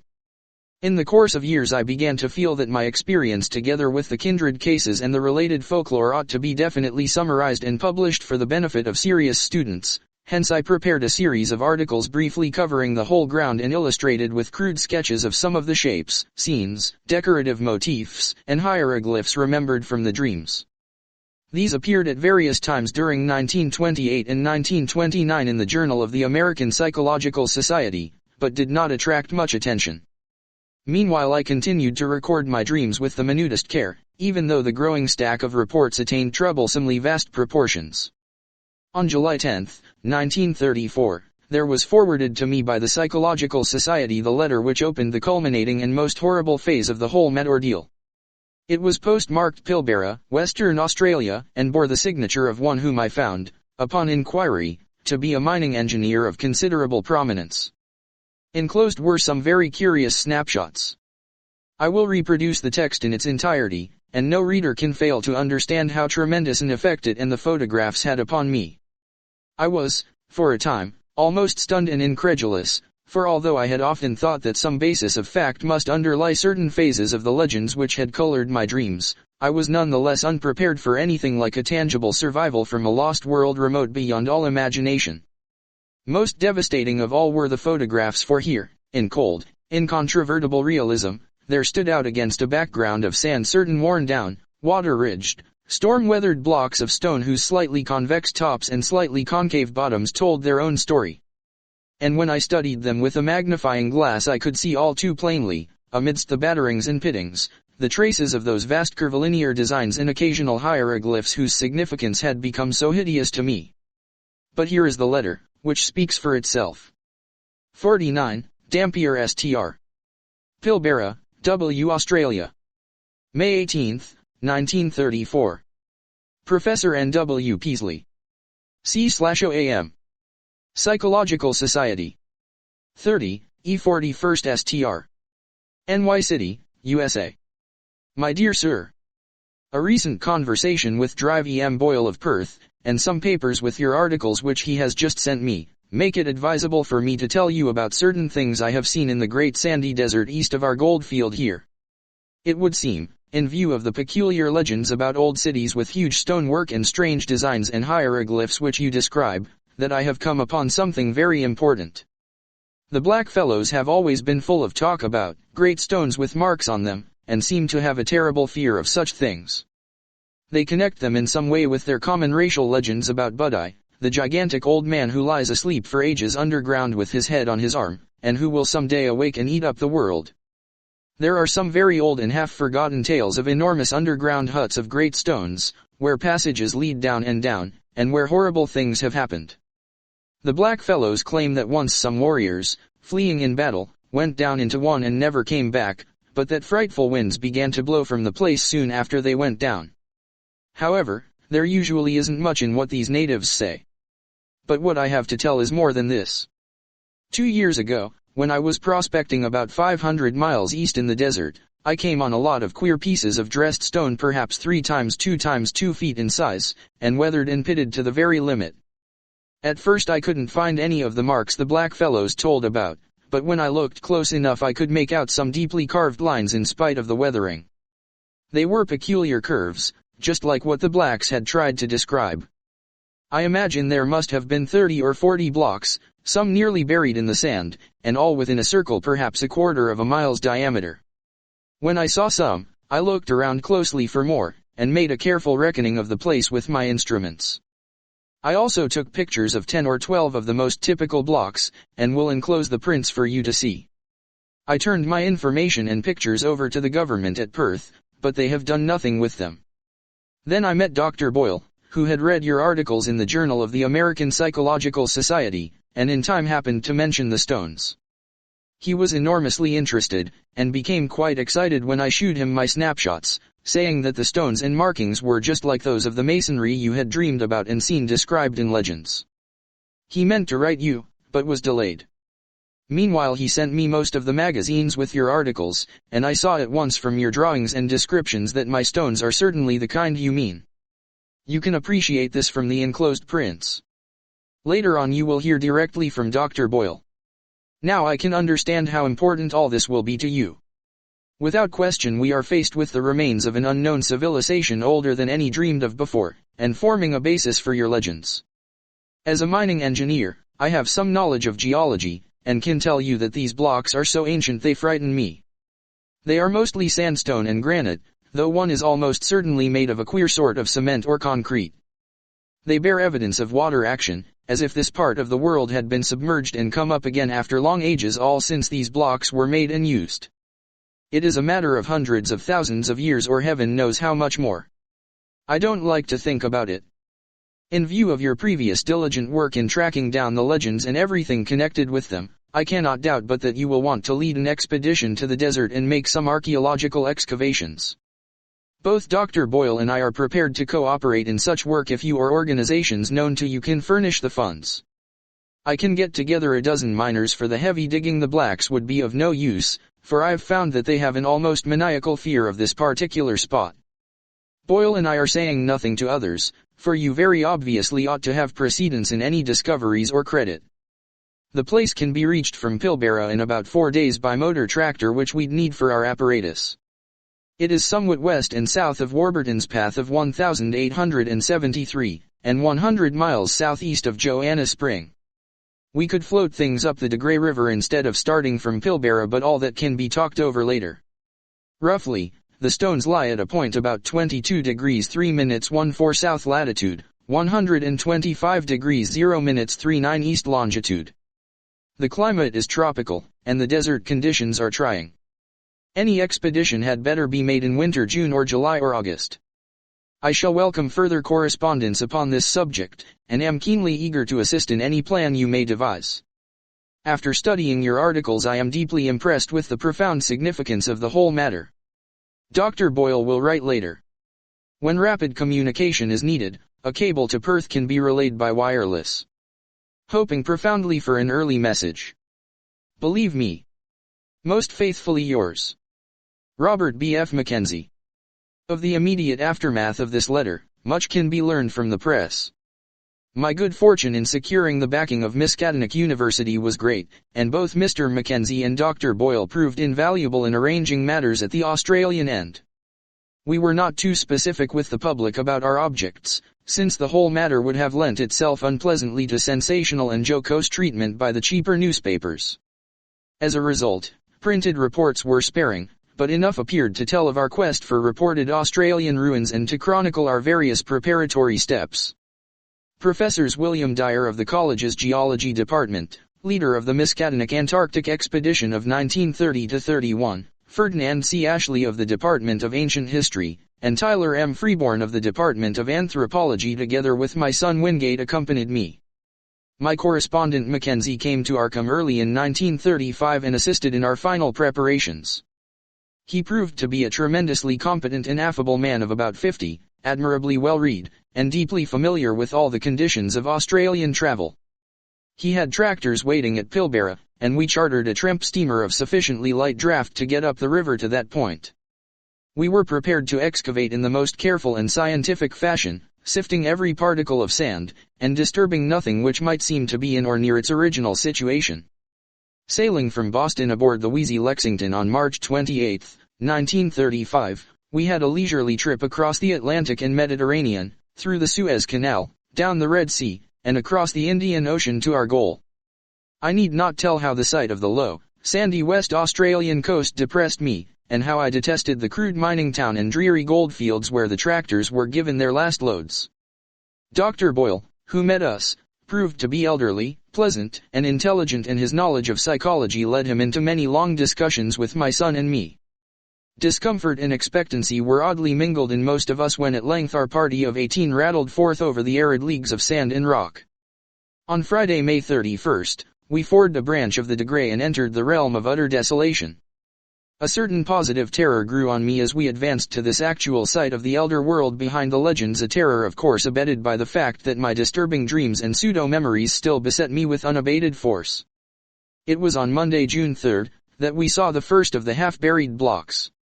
I cannot describe the emotions with which I actually touched in objective reality a fragment of cyclopean masonry in every respect like the blocks in the walls of my dream buildings. There was a distinct trace of carving and my hands trembled as I recognized part of a curvilinear decorative scheme made hellish to me through years of tormenting nightmare and baffling research. A month of digging brought a total of some 1,250 blocks in varying stages of wear and disintegration. Most of these were carven megaliths with curved tops and bottoms. A minority were smaller, flatter, plain-surfaced, and square or octagonally cut like those of the floors and pavements in my dreams, while a few were singularly massive and curved or slanted in such a manner as to suggest use in vaulting or groining, or as parts of arches or round window casings. The deeper and the farther north and east we dug, the more blocks we found, though we still failed to discover any trace of arrangement among them. Professor Dyer was appalled at the measureless age of the fragments, and Freeborn found traces of symbols which fitted darkly into certain Papuan and Polynesian legends of infinite antiquity. The condition and scattering of the blocks told mutely of vertiginous cycles of time and geologic upheavals of cosmic savagery. We had an aeroplane with us, and my son Wingate would often go up to different heights and scan the sand and rock waste for signs of dim, large-scale outlines, either differences of level or trails of scattered blocks. His results were virtually negative, for whenever he would one day think he had glimpsed some significant trend, he would on his next trip find the impression replaced by another equally insubstantial, a result of the shifting, wind-blown sand. One or two of these ephemeral suggestions, though, affected me queerly and disagreeably. They seemed, after a fashion, to dovetail horribly with something which I had dreamed or read, but which I could no longer remember. There was a terrible pseudo-familiarity about them which somehow made me look furtively and apprehensively over the abominable, sterile terrain toward the north and northeast. Around the first week in July I developed an unaccountable set of mixed emotions about that general northeasterly region. There was horror, and there was curiosity, but more than that, there was a persistent and perplexing illusion of memory. I tried all sorts of psychological expedients to get these notions out of my head, but met with no success. Sleeplessness also gained upon me, but I almost welcomed this because of the resultant shortening of my dream periods. I acquired the habit of taking long, lone walks in the desert late at night, usually to the north or northeast, whither the sum of my strange new impulses seemed subtly to pull me. Sometimes, on these walks, I would stumble over nearly buried fragments of the ancient masonry. Though there were fewer visible blocks here than where we had started, I felt sure that there must be a vast abundance beneath the surface. The ground was less level than at our camp, and the prevailing high winds now and then piled the sand into fantastic temporary hillocks, exposing some traces of the elder stones while it covered other traces. I was queerly anxious to have the excavations extend to this territory, yet at the same time dreaded what might be revealed. Obviously, I was getting into a rather bad state, all the worse because I could not account for it. An indication of my poor nervous health can be gained from my response to an odd discovery which I made on one of my nocturnal rambles. It was on the evening of July 11th, when a gibbous moon flooded the mysterious hillocks with a curious pallor. Wandering somewhat beyond my usual limits, I came upon a great stone which seemed to differ markedly from any we had yet encountered. It was almost wholly covered, but I stooped and cleared away the sand with my hands, later studying the object carefully and supplementing the moonlight with my electric torch. Unlike the other very large rocks, this one was perfectly square-cut, with no convex or concave surface. It seemed, too, to be of a dark basaltic substance wholly dissimilar to the granite and sandstone and occasional concrete of the now familiar fragments. Suddenly I rose, turned, and ran for the camp at top speed. It was a wholly unconscious and irrational flight, and only when I was close to my tent did I fully realize why I had run. Then it came to me. The queer dark stone was something which I had dreamed and read about, and which was linked with the uttermost horrors of the aeon-old legendary. It was one of the blocks of that basaltic elder masonry which the fabled great race held in such fear, the tall, windowless ruins left by those brooding, half-material, alien things that festered in earth's nether abysses, and against whose wind-like, invisible forces the trapdoors were sealed and the sleepless sentinels posted. I remained awake all that night, but by dawn realized how silly I had been to let the shadow of a myth upset me. Instead of being frightened, I should have had a discoverer's enthusiasm. The next forenoon I told the others about my find, and Dyer, Freeborn, Boyle, my son, and I set out to view the anomalous block. Failure, however, confronted us. I had formed no clear idea of the stone's location, and a late wind had wholly altered the hillocks of shifting sand. Chapter 6. I come now to the crucial and most difficult part of my narrative, all the more difficult because I cannot be quite certain of its reality. At times I feel uncomfortably sure that I was not dreaming or deluded, and it is this feeling in view of the stupendous implications which the objective truth of my experience would raise which impels me to make this record. My son, a trained psychologist with the fullest and most sympathetic knowledge of my whole case, shall be the primary judge of what I have to tell. First let me outline the externals of the matter, as those at the camp know them. On the night of July 17th to 18th, after a windy day, I retired early but could not sleep. Rising shortly before 11, and afflicted as usual with that strange feeling regarding the northeastward terrain, I set out on one of my typical nocturnal walks, seeing and greeting only one person, an Australian miner named Tupper, as I left our precincts. The moon, slightly past full, shone from a clear sky and drenched the ancient sands with a white, leprous radiance which seemed to me somehow infinitely evil. There was no longer any wind, nor did any return for nearly 5 hours, as amply attested by Tupper and others who did not sleep through the night. The Australian last saw me walking rapidly across the pallid, secret guarding hillocks toward the northeast. About 3:30 a.m. a violent wind blew up, waking everyone in camp and felling 3 of the tents. The sky was unclouded, and the desert still blazed with that leprous moonlight. As the party saw to the tents, my absence was noted, but in view of my previous walks this circumstance gave no one alarm. And yet as many as 3 men, all Australians, seemed to feel something sinister in the air. Mackenzie explained to Professor Freeborn that this was a fear picked up from blackfellow folklore, the natives having woven a curious fabric of malignant myth about the high winds which at long intervals sweep across the sands under a clear sky. Such winds, it is whispered, blow out of the great stone huts under the ground where terrible things have happened and are never felt except near places where the big marked stones are scattered. Close to 4 the gale subsided as suddenly as it had begun, leaving the sand hills in new and unfamiliar shapes. It was just past 5, with the bloated, fungoid moon sinking in the west, when I staggered into camp, hatless, tattered, features scratched and ensanguined, and without my electric torch. Most of the men had returned to bed, but Professor Dyer was smoking a pipe in front of his tent. Seeing my winded and almost frenzied state, he called Dr. Boyle, and the 2 of them got me on my cot and made me comfortable. My son, roused by the stir, soon joined them, and they all tried to force me to lie still and attempt sleep. But there was no sleep for me. My psychological state was very extraordinary, different from anything I had previously suffered. After a time I insisted upon talking nervously and elaborately explaining my condition. I told them I had become fatigued, and had lain down in the sand for a nap. There had, I said, been dreams even more frightful than usual, and when I was awaked by the sudden high wind my overwrought nerves had snapped. I had fled in panic, frequently falling over half-buried stones and thus gaining my tattered and bedraggled aspect. I must have slept long, hence the hours of my absence. Of anything strange either seen or experienced I hinted absolutely nothing, exercising the greatest self-control in that respect. But I spoke of a change of mind regarding the whole work of the expedition, and earnestly urged a halt in all digging toward the northeast. My reasoning was patently weak, for I mentioned a dearth of blocks, a wish not to offend the superstitious miners, a possible shortage of funds from the college, and other things either untrue or irrelevant. Naturally, no one paid the least attention to my new wishes, not even my son, whose concern for my health was very obvious. The next day I was up and around the camp, but took no part in the excavations.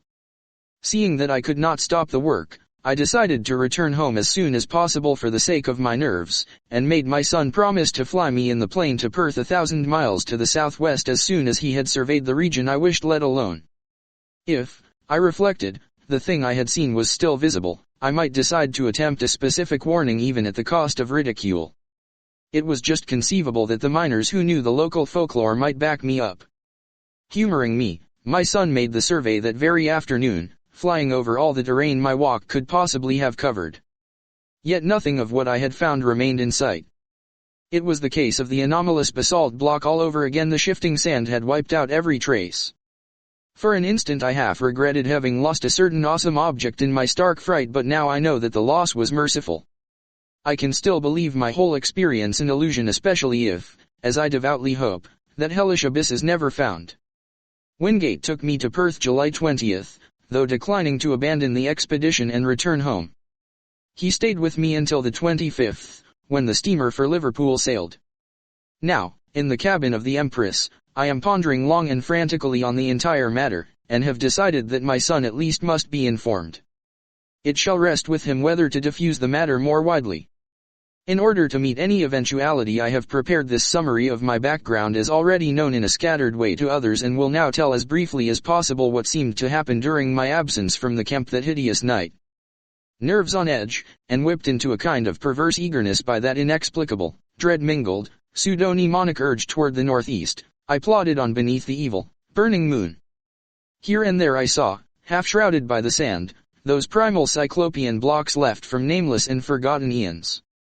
The incalculable age and brooding horror of this monstrous waste began to oppress me as never before, and I could not keep from thinking of my maddening dreams, of the frightful legends which lay behind them, and of the present fears of natives and miners concerning the desert and its carven stones.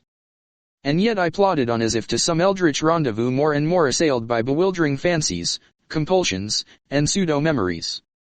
I thought of some of the possible contours of the lines of stones as seen by my son from the air, and wondered why they seemed at once so ominous and so familiar. Something was fumbling and rattling at the latch of my recollection, while another unknown force sought to keep the portal barred. The night was windless, and the pallid sand curved upward and downward like frozen waves of the sea. I had no goal, but somehow plowed along as if with fate-bound assurance. My dreams welled up into the waking world, so that each sand-embedded megalith seemed part of endless rooms and corridors of pre-human masonry, carved and hieroglyphed with symbols that I knew too well from years of custom as a captive mind of the great race. At moments I fancied I saw those omniscient conical horrors moving about at their accustomed tasks, and I feared to look down lest I find myself one with them in aspect. Yet all the while I saw the sand-covered blocks as well as the rooms and corridors, the evil, burning moon as well as the lamps of luminous crystal, the endless desert as well as the waving ferns and cycads beyond the windows. I was awake and dreaming at the same time. I do not know how long or how far or indeed, in just what direction I had walked when I first spied the heap of blocks bared by the day's wind. It was the largest group in one place that I had so far seen, and so sharply did it impress me that the visions of fabulous eons faded suddenly away. Again there were only the desert and the evil moon and the shards of an unguist past. I drew close and paused, and cast the added light of my electric torch over the tumbled pile. A hillock had blown away, leaving a low, irregularly round mass of megaliths and smaller fragments some 40 feet across and from 2 to 8 feet high. From the very outset I realized that there was some utterly unprecedented quality about these stones. Not only was the mere number of them quite without parallel, but something in the sand-worn traces of design arrested me as I scanned them under the mingled beams of the moon and my torch. Not that any one differed essentially from the earlier specimens we had found. It was something subtler than that. The impression did not come when I looked at one block alone, but only when I ran my eye over several almost simultaneously. Then, at last, the truth dawned upon me. The curvilinear patterns on many of these blocks were closely related parts of one vast decorative conception. For the first time in this eon-shaken waste I had come upon a mass of masonry in its old position, tumbled and fragmentary, it is true, but nonetheless existing in a very definite sense. Mounting at a low place, I clambered laboriously over the heap, here and there clearing away the sand with my fingers, and constantly striving to interpret varieties of size, shape, and style, and relationships of design. After a while I could vaguely guess at the nature of the bygone structure, and at the designs which had once stretched over the vast surfaces of the primal masonry. The perfect identity of the whole with some of my dream glimpses appalled and unnerved me. This was once a cyclopean corridor 30 feet tall, paved with octagonal blocks and solidly vaulted overhead. There would have been rooms opening off on the right, and at the farther end one of those strange inclined planes would have wound down to still lower depths. I started violently as these conceptions occurred to me, for there was more in them than the blocks themselves had supplied. How did I know that this level should have been far underground? How did I know that the plane leading upward should have been behind me? How did I know that the long subterranean passage to the square of pillars ought to lie on the left one level above me? How did I know that the room of machines, and the rightward leading tunnel to the central archives, ought to lie 2 levels below? How did I know that there would be one of those horrible, metal-banded trapdoors at the very bottom, 4 levels down? Bewildered by this intrusion from the dream world, I found myself shaking and bathed in a cold perspiration. Then, as a last, intolerable touch, I felt that faint, insidious stream of cool air trickling upward from a depressed place near the center of the huge heap.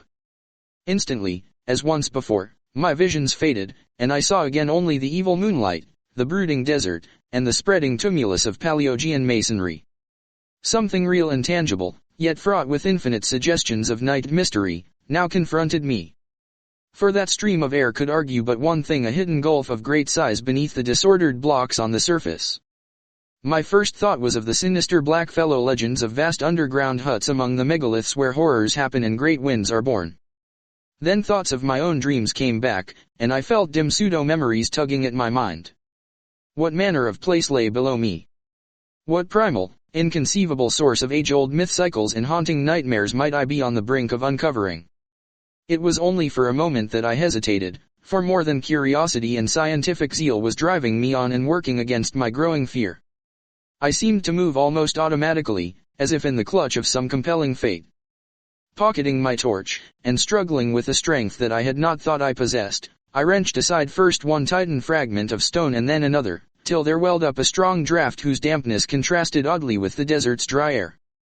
A black rift began to yawn, and at length when I had pushed away every fragment small enough to budge, the leprous moonlight blazed on an aperture of ample width to admit me. I drew out my torch and cast a brilliant beam into the opening. Below me was a chaos of tumbled masonry, sloping roughly down toward the north at an angle of about 45 degrees, and evidently the result of some bygone collapse from above. Between its surface and the ground level was a gulf of impenetrable blackness at whose upper edge were signs of gigantic, stress-heaved vaulting. At this point, it appeared, the desert's sands lay directly upon a floor of some titan structure of Earth's youth, how preserved through eons of geologic convulsion I could not then and cannot now even attempt to guess. In retrospect, the barest idea of a sudden, lone descent into such a doubtful abyss and at a time when one's whereabouts were unknown to any living soul seems like the utter apex of insanity. Perhaps it was yet that night I embarked without hesitancy upon such a descent. Again there was manifest that lure and driving of fatality which had all along seemed to direct my course. With torch flashing intermittently to save the battery, I commenced a mad scramble down the sinister, cyclopean incline below the opening, sometimes facing forward as I found good hand and footholds, and at other times turning to face the heap of megaliths as I clung and fumbled more precariously. In two directions beside me, distant walls of carven, crumbling masonry loomed dimly under the direct beams of my torch. Ahead, however, was only unbroken blackness. I kept no track of time during my downward scramble. So seething with baffling hints and images was my mind, that all objective matters seemed withdrawn into incalculable distances. Physical sensation was dead, and even fear remained as a wraith-like, inactive gargoyle leering impotently at me. Eventually I reached a level floor strewn with fallen blocks, shapeless fragments of stone, and sand, and detritus of every kind. On either side, perhaps 30 feet apart, rose massive walls culminating in huge groinings. That they were carved I could just discern, but the nature of the carvings was beyond my perception. What held me the most was the vaulting overhead. The beam from my torch could not reach the roof, but the lower parts of the monstrous arches stood out distinctly. And so perfect was their identity with what I had seen in countless dreams of the elder world, that I trembled actively for the first time. Behind and high above, a faint luminous blur told of the distant moonlit world outside. Some vague shred of caution warned me that I should not let it out of my sight, lest I have no guide for my return. I now advanced toward the wall on my left, where the traces of carving were plainest. The littered floor was nearly as hard to traverse as the downward heap had been, but I managed to pick my difficult way. At one place I heaved aside some blocks and kicked away the detritus to see what the pavement was like, and shuddered at the utter, fateful familiarity of the great octagonal stones whose buckled surface still held roughly together. Reaching a convenient distance from the wall, I cast the torchlight slowly and carefully over its worn remnants of carving. Some bygone influx of water seemed to have acted on the sandstone surface, while there were curious incrustations which I could not explain. In places the masonry was very loose and distorted, and I wondered how many eons more this primal, hidden edifice could keep its remaining traces of form amidst Earth's heavings. But it was the carvings themselves that excited me most. Despite their time-crumbled state, they were relatively easy to trace at close range, and the complete, intimate familiarity of every detail almost stunned my imagination. That the major attributes of this hoary masonry should be familiar, was not beyond normal credibility. Powerfully impressing the weavers of certain myths, they had become embodied in a stream of cryptic lore which, somehow coming to my notice during the amnesic period, had evoked vivid images in my subconscious mind. But how could I explain the exact and minute fashion in which each line and spiral of these strange designs tallied with what I had dreamt for more than a score of years? What obscure, forgotten iconography could have reproduced each subtle shading and nuance which so persistently, exactly, and unvaryingly besieged my sleeping vision night after night? For this was no chance or remote resemblance. Definitely and absolutely, the millennially ancient, eon-hidden corridor in which I stood was the original of something I knew in sleep as intimately as I knew my own house in Crane Street, Arkham. True, my dreams shewed the place in its undecayed prime, but the identity was no less real on that account. I was wholly and horribly oriented. The particular structure I was in was known to me. Known, too, was its place in that terrible elder city of dreams. That I could visit unerringly any point in that structure or in that city which had escaped the changes and devastations of uncounted ages, I realized with hideous and instinctive certainty. What in God's name could all this mean? How had I come to know what I knew? And what awful reality could lie behind those antique tales of the beings who had dwelt in this labyrinth of primordial stone? Words can convey only fractionally the welter of dread and bewilderment which ate at my spirit. I knew this place.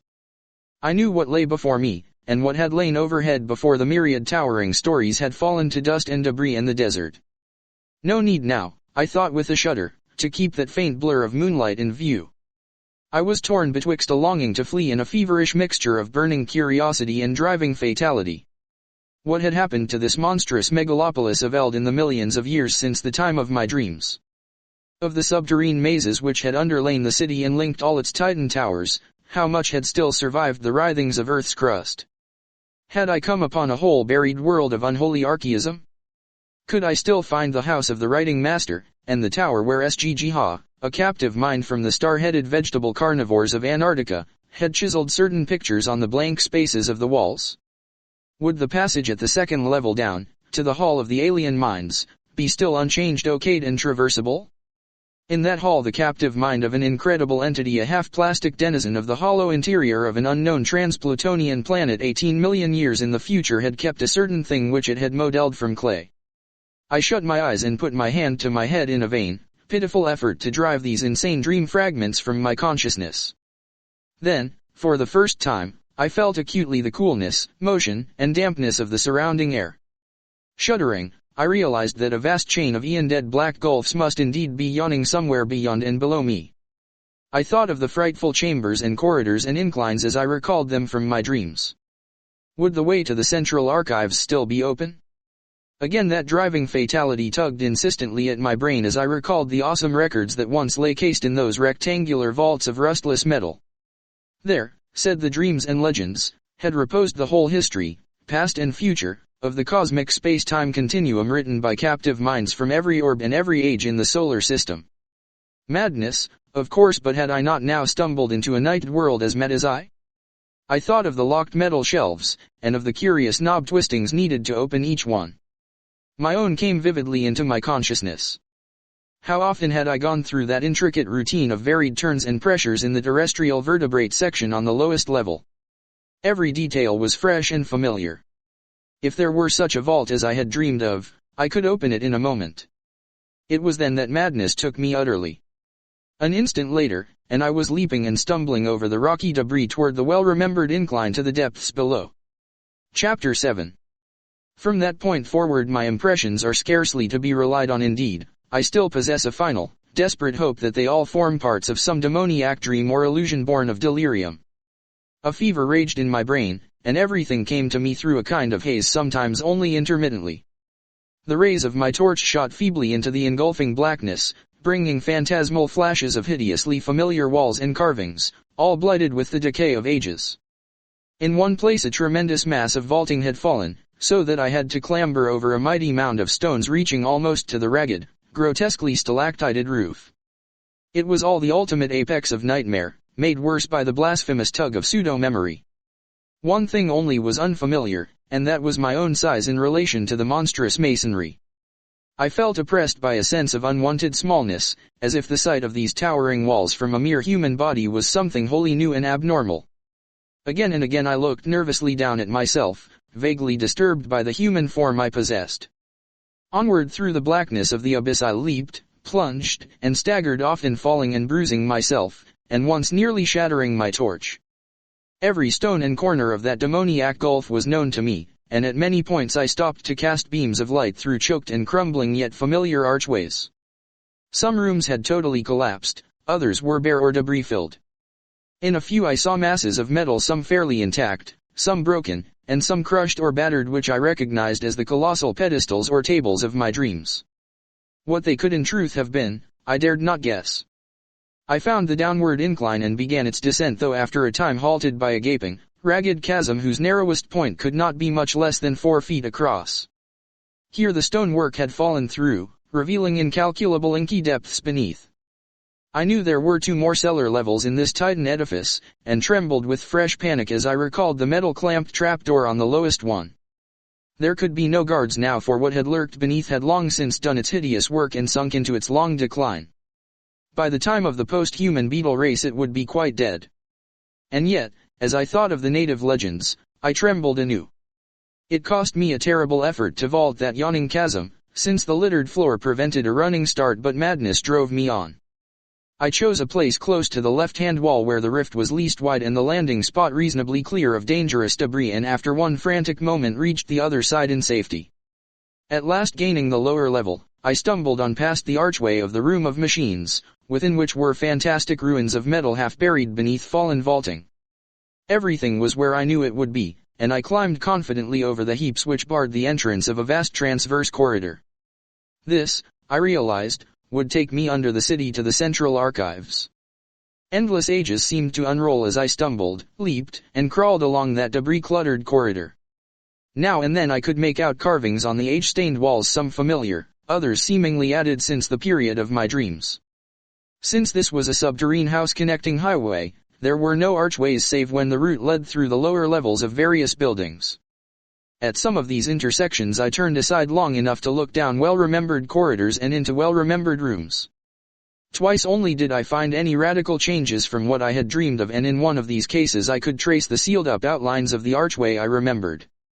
I shook violently, and felt a curious surge of retarding weakness, as I steered a hurried and reluctant course through the crypt of one of those great windowless ruined towers whose alien basalt masonry bespoke a whispered and horrible origin. This primal vault was round and fully 200 feet across, with nothing carved upon the dark-hued stonework. The floor was here free from anything save dust and sand, and I could see the apertures leading upward and downward. There were no stairs or inclines indeed. My dreams had pictured those elder towers as wholly untouched by the fabulous great race. Those who had built them had not needed stairs or inclines. In the dreams, the downward aperture had been tightly sealed and nervously guarded. Now it lay open, black and yawning, and giving forth a current of cool, damp air. Of what limitless caverns of eternal night might brood below, I would not permit myself to think. Later, clawing my way along a badly heaped section of the corridor, I reached a place where the roof had wholly caved in. The debris rose like a mountain, and I climbed up over it, passing through a vast empty space where my torchlight could reveal neither walls nor vaulting. This, I reflected, must be the cellar of the House of the Metal Purveyors, fronting on the third square not far from the archives. What had happened to it I could not conjecture. I found the corridor again beyond the mountain of detritus and stones, but after a short distance encountered a wholly choked place where the fallen vaulting almost touched the perilously sagging ceiling. How I managed to wrench and tear aside enough blocks to afford a passage, and how I dared disturb the tightly packed fragments when the least shift of equilibrium might have brought down all the tons of superincumbent masonry to crush me to nothingness, I do not know. It was sheer madness that impelled and guided me if, indeed, my whole underground adventure was not, as I hope, a hellish delusion or phase of dreaming. But I did make or dream that I made a passage that I could squirm through. As I wriggled over the mound of debris, my torch, switched continuously on, thrust deeply within my mouth. I felt myself torn by the fantastic stalactites of the jagged floor above me. I was now close to the great underground archival structure which seemed to form my goal. Sliding and clambering down the farther side of the barrier, and picking my way along the remaining stretch of corridor with handheld, intermittently flashing torch, I came at last to a low, circular crypt with arches still in a marvelous state of preservation opening off on every side. The walls, or such parts of them as lay within reach of my torchlight, were densely hieroglyphed and chiseled with typical curvilinear symbols, some added since the period of my dreams. This, I realized, was my fated destination, and I turned at once through a familiar archway on my left. That I could find a clear passage up and down the incline to all the surviving levels, I had oddly little doubt. This vast, earth-protected pile, housing the annals of all the solar system, had been built with supernal skill and strength to last as long as that system itself. Blocks of stupendous size, poised with mathematical genius and bound with cements of incredible toughness, had combined to form a mass as firm as the planet's rocky core. Here, After ages more prodigious than I could sanely grasp, its buried bulk stood in all its essential contours, the vast, dust-drifted floors scarce sprinkled with the litter elsewhere so dominant. The relatively easy walking from this point onward went curiously to my head. All the frantic eagerness hitherto frustrated by obstacles now took itself out in a kind of febrile speed, and I literally raced along the low-roofed, monstrously well-remembered aisles beyond the archway. I was past being astonished by the familiarity of what I saw. On every hand the great hieroglyphed metal shelf doors loomed monstrously, some yet in place, others sprung open, and still others bent and buckled under bygone geological stresses not quite strong enough to shatter the Titan masonry. Here and there a dust-covered heap below a gaping empty shelf seemed to indicate where cases had been shaken down by earth tremors. On occasional pillars were great symbols or letters proclaiming classes and subclasses of volumes. Once I paused before an open vault where I saw some of the accustomed metal cases still in position amidst the omnipresent gritty dust. Reaching up, I dislodged one of the thinner specimens with some difficulty, and rested it on the floor for inspection. It was titled in the prevailing curvilinear hieroglyphs, though something in the arrangement of the characters seemed subtly unusual. The odd mechanism of the hooked fastener was perfectly well known to me, and I snapped up the still rustless and workable lid and drew out the book within. The latter, as expected, was some 20 by 15 inches in area, and 2 inches thick, the thin metal covers opening at the top. Its tough cellulose pages seemed unaffected by the myriad cycles of time they had lived through, and I studied the queerly pigmented, brush-drawn letters of the text symbols utterly unlike either the usual curved hieroglyphs or any alphabet known to human scholarship with a haunting, half-aroused memory. It came to me that this was the language used by a captive mind I had known slightly in my dreams, a mind from a large asteroid on which had survived much of the archaic life and lore of the primal planet whereof it formed a fragment. At the same time I recalled that this level of the archives was devoted to volumes dealing with the non-terrestrial planets. As I ceased poring over this incredible document I saw that the light of my torch was beginning to fail, hence quickly inserted the extra battery I always had with me. Then, armed with the stronger radiance, I resumed my feverish racing through unending tangles of aisles and corridors, recognizing now and then some familiar shelf, and vaguely annoyed by the acoustic conditions which made my footfalls echo incongruously in these catacombs of eon-long death and silence. The very prints of my shoes behind me in the millennially untrodden dust made me shudder. Never before, if my mad dreams held anything of truth, had human feet pressed upon those immemorial pavements. Of the particular goal of my insane racing, my conscious mind held no hint. There was, however, some force of evil potency pulling at my dazed will and buried recollections, so that I vaguely felt I was not running at random. I came to a downward incline and followed it to profounder depths. Floors flashed by me as I raced, but I did not pause to explore them. In my whirling brain there had begun to beat a certain rhythm which set my right hand twitching in unison. I wanted to unlock something, and felt that I knew all the intricate twists and pressures needed to do it. It would be like a modern safe with a combination lock. Dream or not, I had once known and still knew. How any dream or scrap of unconsciously absorbed legend could have taught me a detail so minute, so intricate, and so complex, I did not attempt to explain to myself. I was beyond all coherent thought. For was not this whole experience this shocking familiarity with a set of unknown ruins, and this monstrously exact identity of everything before me with what only dreams and scraps of myth could have suggested a horror beyond all reason? Probably it was my basic conviction then as it is now during my saner moments that I was not awake at all, and that the entire buried city was a fragment of febrile hallucination. Eventually I reached the lowest level and struck off to the right of the incline.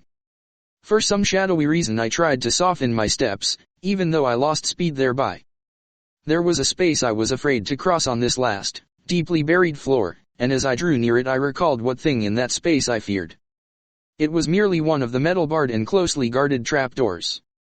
There would be no guards now, and on that account I trembled and tiptoed as I had done in passing through that black basalt vault where a similar trapdoor had yawned. I felt a current of cool, damp air, as I had felt there, and wished that my course led in another direction. Why I had to take the particular course I was taking, I did not know. When I came to the space I saw that the trapdoor yawned widely open. Ahead the shelves began again, and I glimpsed on the floor before one of them a heap very thinly covered with dust, where a number of cases had recently fallen. At the same moment a fresh wave of panic clutched me, though for some time I could not discover why. Heaps of fallen cases were not uncommon, for all through the eons this lightless labyrinth had been racked by the heavings of earth and had echoed at intervals to the deafening clatter of toppling objects. It was only when I was nearly across the space that I realized why I shook so violently. Not the heap, but something about the dust of the level floor was troubling me. In the light of my torch it seemed as if that dust were not as even as it ought to be. There were places where it looked thinner, as if it had been disturbed not many months before. I could not be sure, for even the apparently thinner places were dusty enough, yet a certain suspicion of regularity in the fancied unevenness was highly disquieting. When I brought the torchlight close to one of the queer places I did not like what I saw, for the illusion of regularity became very great. It was as if there were regular lines of composite impressions that went in threes, each slightly over a foot square, and consisting of 5 nearly circular 3-inch prints, one in advance of the other 4. These possible lines of foot square impressions appeared to lead in 2 directions, as if something had gone somewhere and returned. They were of course very faint, and may have been illusions or accidents, but there was an element of dim, fumbling terror about the way I thought they ran. For at one end of them was the heap of cases which must have clattered down not long before, while at the other end was the ominous trapdoor with the cool, damp wind, yawning unguarded down to abysses past imagination. Chapter 8. That my strange sense of compulsion was deep and overwhelming is shown by its conquest of my fear. No rational motive could have drawn me on after that hideous suspicion of prints and the creeping dream memories it excited. Yet my right hand, even as it shook with fright, still twitched rhythmically in its eagerness to turn a lock it hoped to find. Before I knew it I was past the heap of lately fallen cases and running on tiptoe through aisles of utterly unbroken dust toward a point which I seemed to know morbidly, horribly well. My mind was asking itself questions whose origin and relevancy I was only beginning to guess. Would the shelf be reachable by a human body? Could my human hand master all the eon-remembered motions of the lock? Would the lock be undamaged and workable? And what would I do, what dare I do with what, as I now commenced to realize, I both hoped and feared to find? Would it prove the awesome, brain-shattering truth of something past normal conception, or shew only that I was dreaming? The next I knew I had ceased my tiptoe racing and was standing still, staring at a row of maddeningly familiar hieroglyphed shelves. They were in a state of almost perfect preservation, and only 3 of the doors in this vicinity had sprung open. My feelings toward these shelves cannot be described, so utter and insistent was the sense of old acquaintance. I was looking high up, at a row near the top and wholly out of my reach, and wondering how I could climb to best advantage. An open door 4 rows from the bottom would help, and the locks of the closed doors formed possible holds for hands and feet. I would grip the torch between my teeth as I had in other places where both hands were needed. Above all, I must make no noise. How to get down what I wished to remove would be difficult, but I could probably hook its movable fastener in my coat collar and carry it like a knapsack. Again I wondered whether the lock would be undamaged. That I could repeat each familiar motion I had not the least doubt. But I hoped the thing would not scrape or creak and that my hand could work it properly. Even as I thought these things I had taken the torch in my mouth and begun to climb. The projecting locks were poor supports, but as I had expected, the open shelf helped greatly. I used both the difficultly swinging door and the edge of the aperture itself in my ascent, and managed to avoid any loud creaking. Balanced on the upper edge of the door, and leaning far to my right, I could just reach the lock I sought. My fingers, half numb from climbing, were very clumsy at first, but I soon saw that they were anatomically adequate. And the memory rhythm was strong in them. Out of unknown gulfs of time the intricate secret motions had somehow reached my brain correctly in every detail, for after less than 5 minutes of trying there came a click whose familiarity was all the more startling because I had not consciously anticipated it. In another instant the metal door was slowly swinging open with only the faintest grating sound. Dazedly I looked over the row of grayish case ends thus exposed, and felt a tremendous surge of some wholly inexplicable emotion. Just within reach of my right hand was a case whose curving hieroglyphs made me shake with a pang infinitely more complex than one of mere fright. Still shaking, I managed to dislodge it amidst a shower of gritty flakes, and ease it over toward myself without any violent noise. Like the other case I had handled, it was slightly more than 20 by 15 inches in size, with curved mathematical designs in low relief. In thickness it just exceeded 3 inches. Crudely wedging it between myself and the surface I was climbing, I fumbled with the fastener and finally got the hook free. Lifting the cover, I shifted the heavy object to my back, and let the hook catch hold of my collar. Hands now free, I awkwardly clambered down to the dusty floor, and prepared to inspect my prize. Kneeling in the gritty dust, I swung the case around and rested it in front of me. My hands shook, and I dreaded to draw out the book within almost as much as I longed and felt compelled to do so. It had very gradually become clear to me what I ought to find, and this realization nearly paralyzed my faculties. If the thing were there and if I were not dreaming, the implications would be quite beyond the power of the human spirit to bear.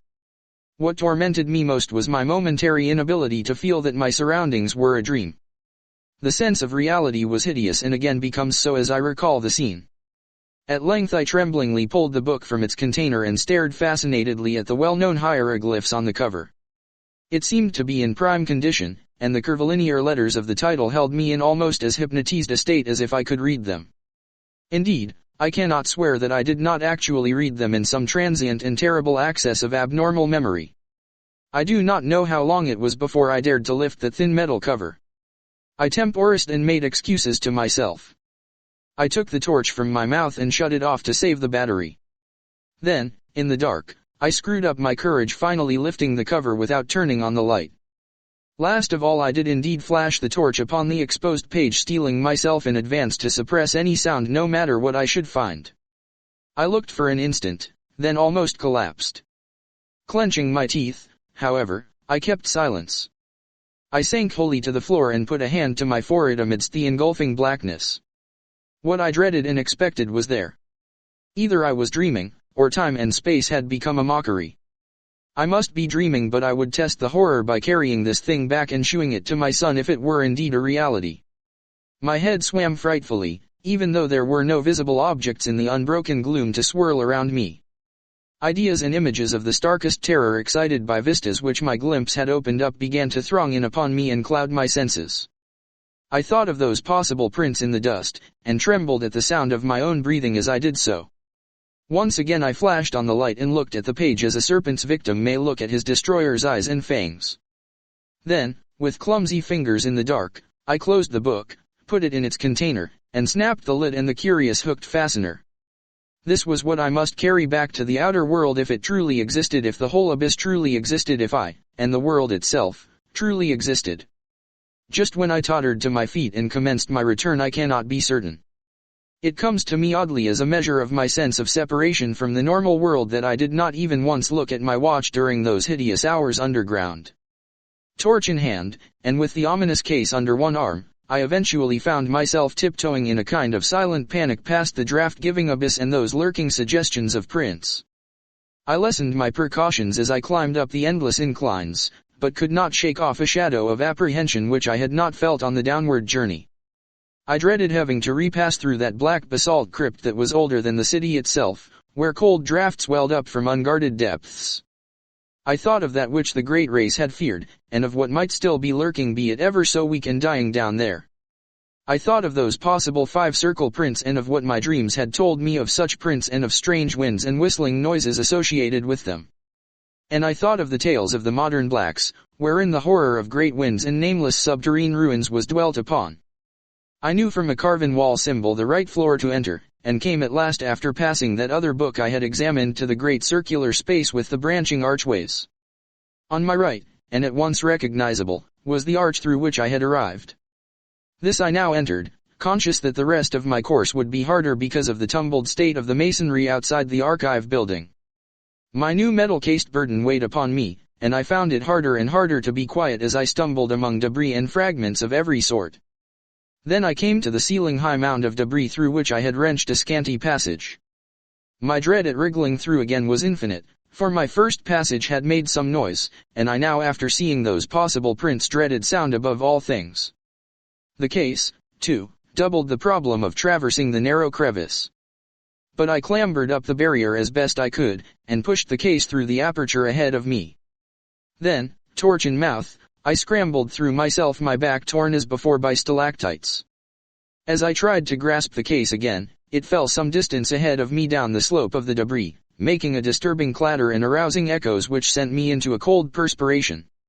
I lunged for it at once, and regained it without further noise, but a moment afterward the slipping of blocks under my feet raised a sudden and unprecedented din. The din was my undoing.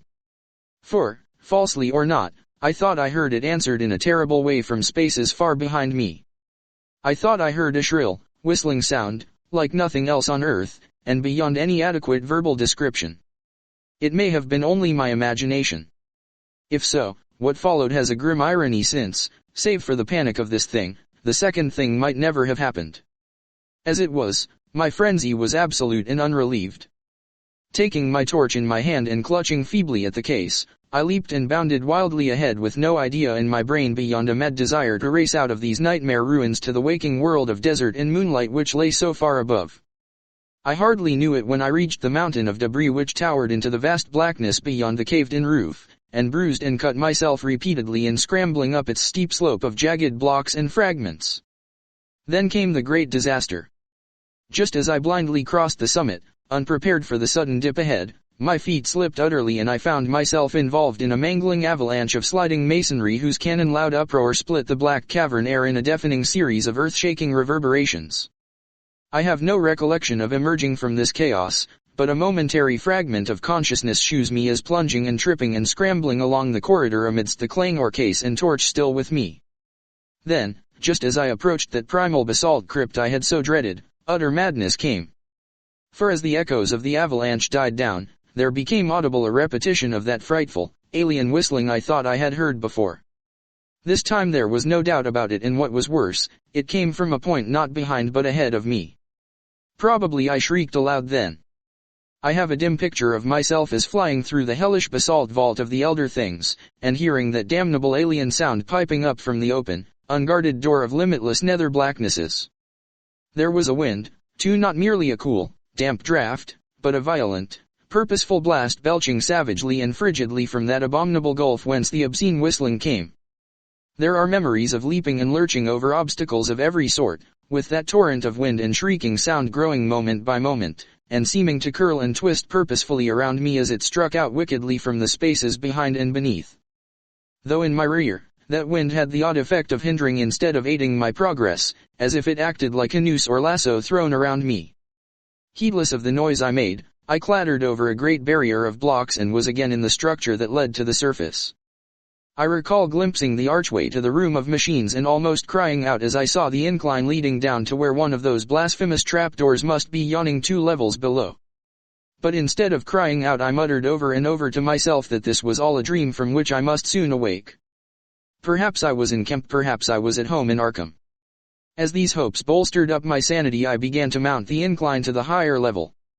I knew, of course, that I had the 4-foot cleft to recross, yet was too racked by other fears to realize the full horror until I came almost upon it.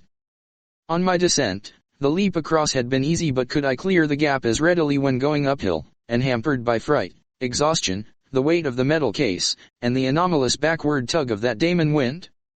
I thought of these things at the last moment, and thought also of the nameless entities which might be lurking in the black abysses below the chasm. My wavering torch was growing feeble, but I could tell by some obscure memory when I neared the cleft. The chill blasts of wind and the nauseous whistling shrieks behind me were for the moment like a merciful opiate, dulling my imagination to the horror of the yawning gulf ahead. And then I became aware of the added blasts and whistling in front of me, tides of abomination surging up through the cleft itself from depths unimagined and unimaginable. Now, indeed, the essence of pure nightmare was upon me. Sanity departed, and ignoring everything except the animal impulse of flight, I merely struggled and plunged upward over the incline's debris as if no gulf had existed. Then I saw the chasm's edge, leaped frenziedly with every ounce of strength I possessed, and was instantly engulfed in a pandemoniac vortex of loathsome sound and utter, materially tangible blackness.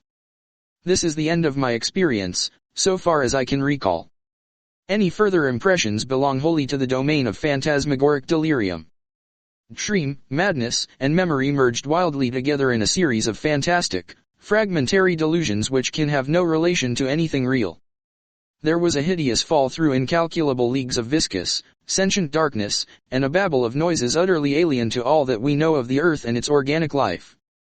Dormant, rudimentary senses seemed to start into vitality within me, telling of pits and voids peopled by floating horrors and leading to sunless crags and oceans and teeming cities of windowless basalt towers upon which no light ever shone. Secrets of the primal planet and its immemorial eons flashed through my brain without the aid of sight or sound, and there were known to me things which not even the wildest of my former dreams had ever suggested.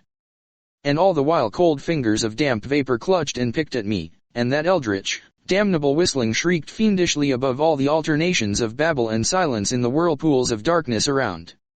Afterward there were visions of the cyclopean city of my dreams, not in ruins, but just as I had dreamed of it.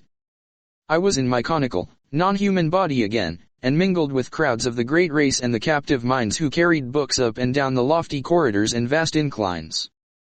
Then, superimposed upon these pictures, were frightful momentary flashes of a non-visual consciousness involving desperate struggles, a writhing free from clutching tentacles of whistling wind, an insane, bat-like flight through half-solid air, a feverish burrowing through the cyclone-whipped dark, and a wild stumbling and scrambling over fallen masonry. Once there was a curious, intrusive flash of half-sight, a faint, diffuse suspicion of bluish radiance far overhead. Then there came a dream of wind-pursued climbing and crawling, of wriggling into a blaze of sardonic moonlight through a jumble of debris which slid and collapsed after me amidst a morbid hurricane. It was the evil, monotonous beating of that maddening moonlight which at last told me of the return of what I had once known as the objective, waking world. I was clawing prone through the sands of the Australian desert, and around me shrieked such a tumult of wind as I had never before known on our planet's surface. My clothing was in rags, and my whole body was a mass of bruises and scratches. Full consciousness returned very slowly, and at no time could I tell just where true memory left off and delirious dream began. There had seemed to be a mound of Titan blocks, an abyss beneath it, a monstrous revelation from the past, and a nightmare horror at the end, but how much of this was real? My flashlight was gone, and likewise any metal case I may have discovered. Had there been such a case, or any abyss or any mound? Raising my head, I looked behind me, and saw only the sterile, undulant sands of the waste. The daemon wind died down, and the bloated, fungoid moon sank reddeningly in the west. I lurched to my feet and began to stagger southwestward toward the camp. What in truth had happened to me? Had I merely collapsed in the desert and dragged a dream-racked body over miles of sand and buried blocks? If not, how could I bear to live any longer? For in this new doubt all my faith in the myth-born unreality of my visions dissolved once more into the hellish older doubting. If that abyss was real, then the great race was real, and its blasphemous reachings and seizures in the cosmos-wide vortex of time were no myths or nightmares, but a terrible, soul-shattering actuality. Had I, in full hideous fact, been drawn back to a pre-human world of 150 million years ago in those dark, baffling days of the amnesia? Had my present body been the vehicle of a frightful alien consciousness from Paleogean gulfs of time? Had I, as the captive mind of those shambling horrors, indeed known that accursed city of stone in its primordial heyday, and wriggled down those familiar corridors in the loathsome shape of my captor? Were those tormenting dreams of more than 20 years the offspring of stark, monstrous memories?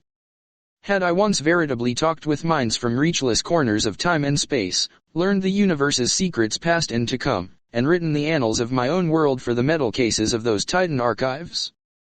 And were those others, those shocking elder things of the medwinds and daemon pipings, in truth a lingering, lurking menace, waiting and slowly weakening in black abysses while varied shapes of life drag out their multi-millennial courses on the planet's age-racked surface? I do not know. If that abyss and what it held were real, there is no hope.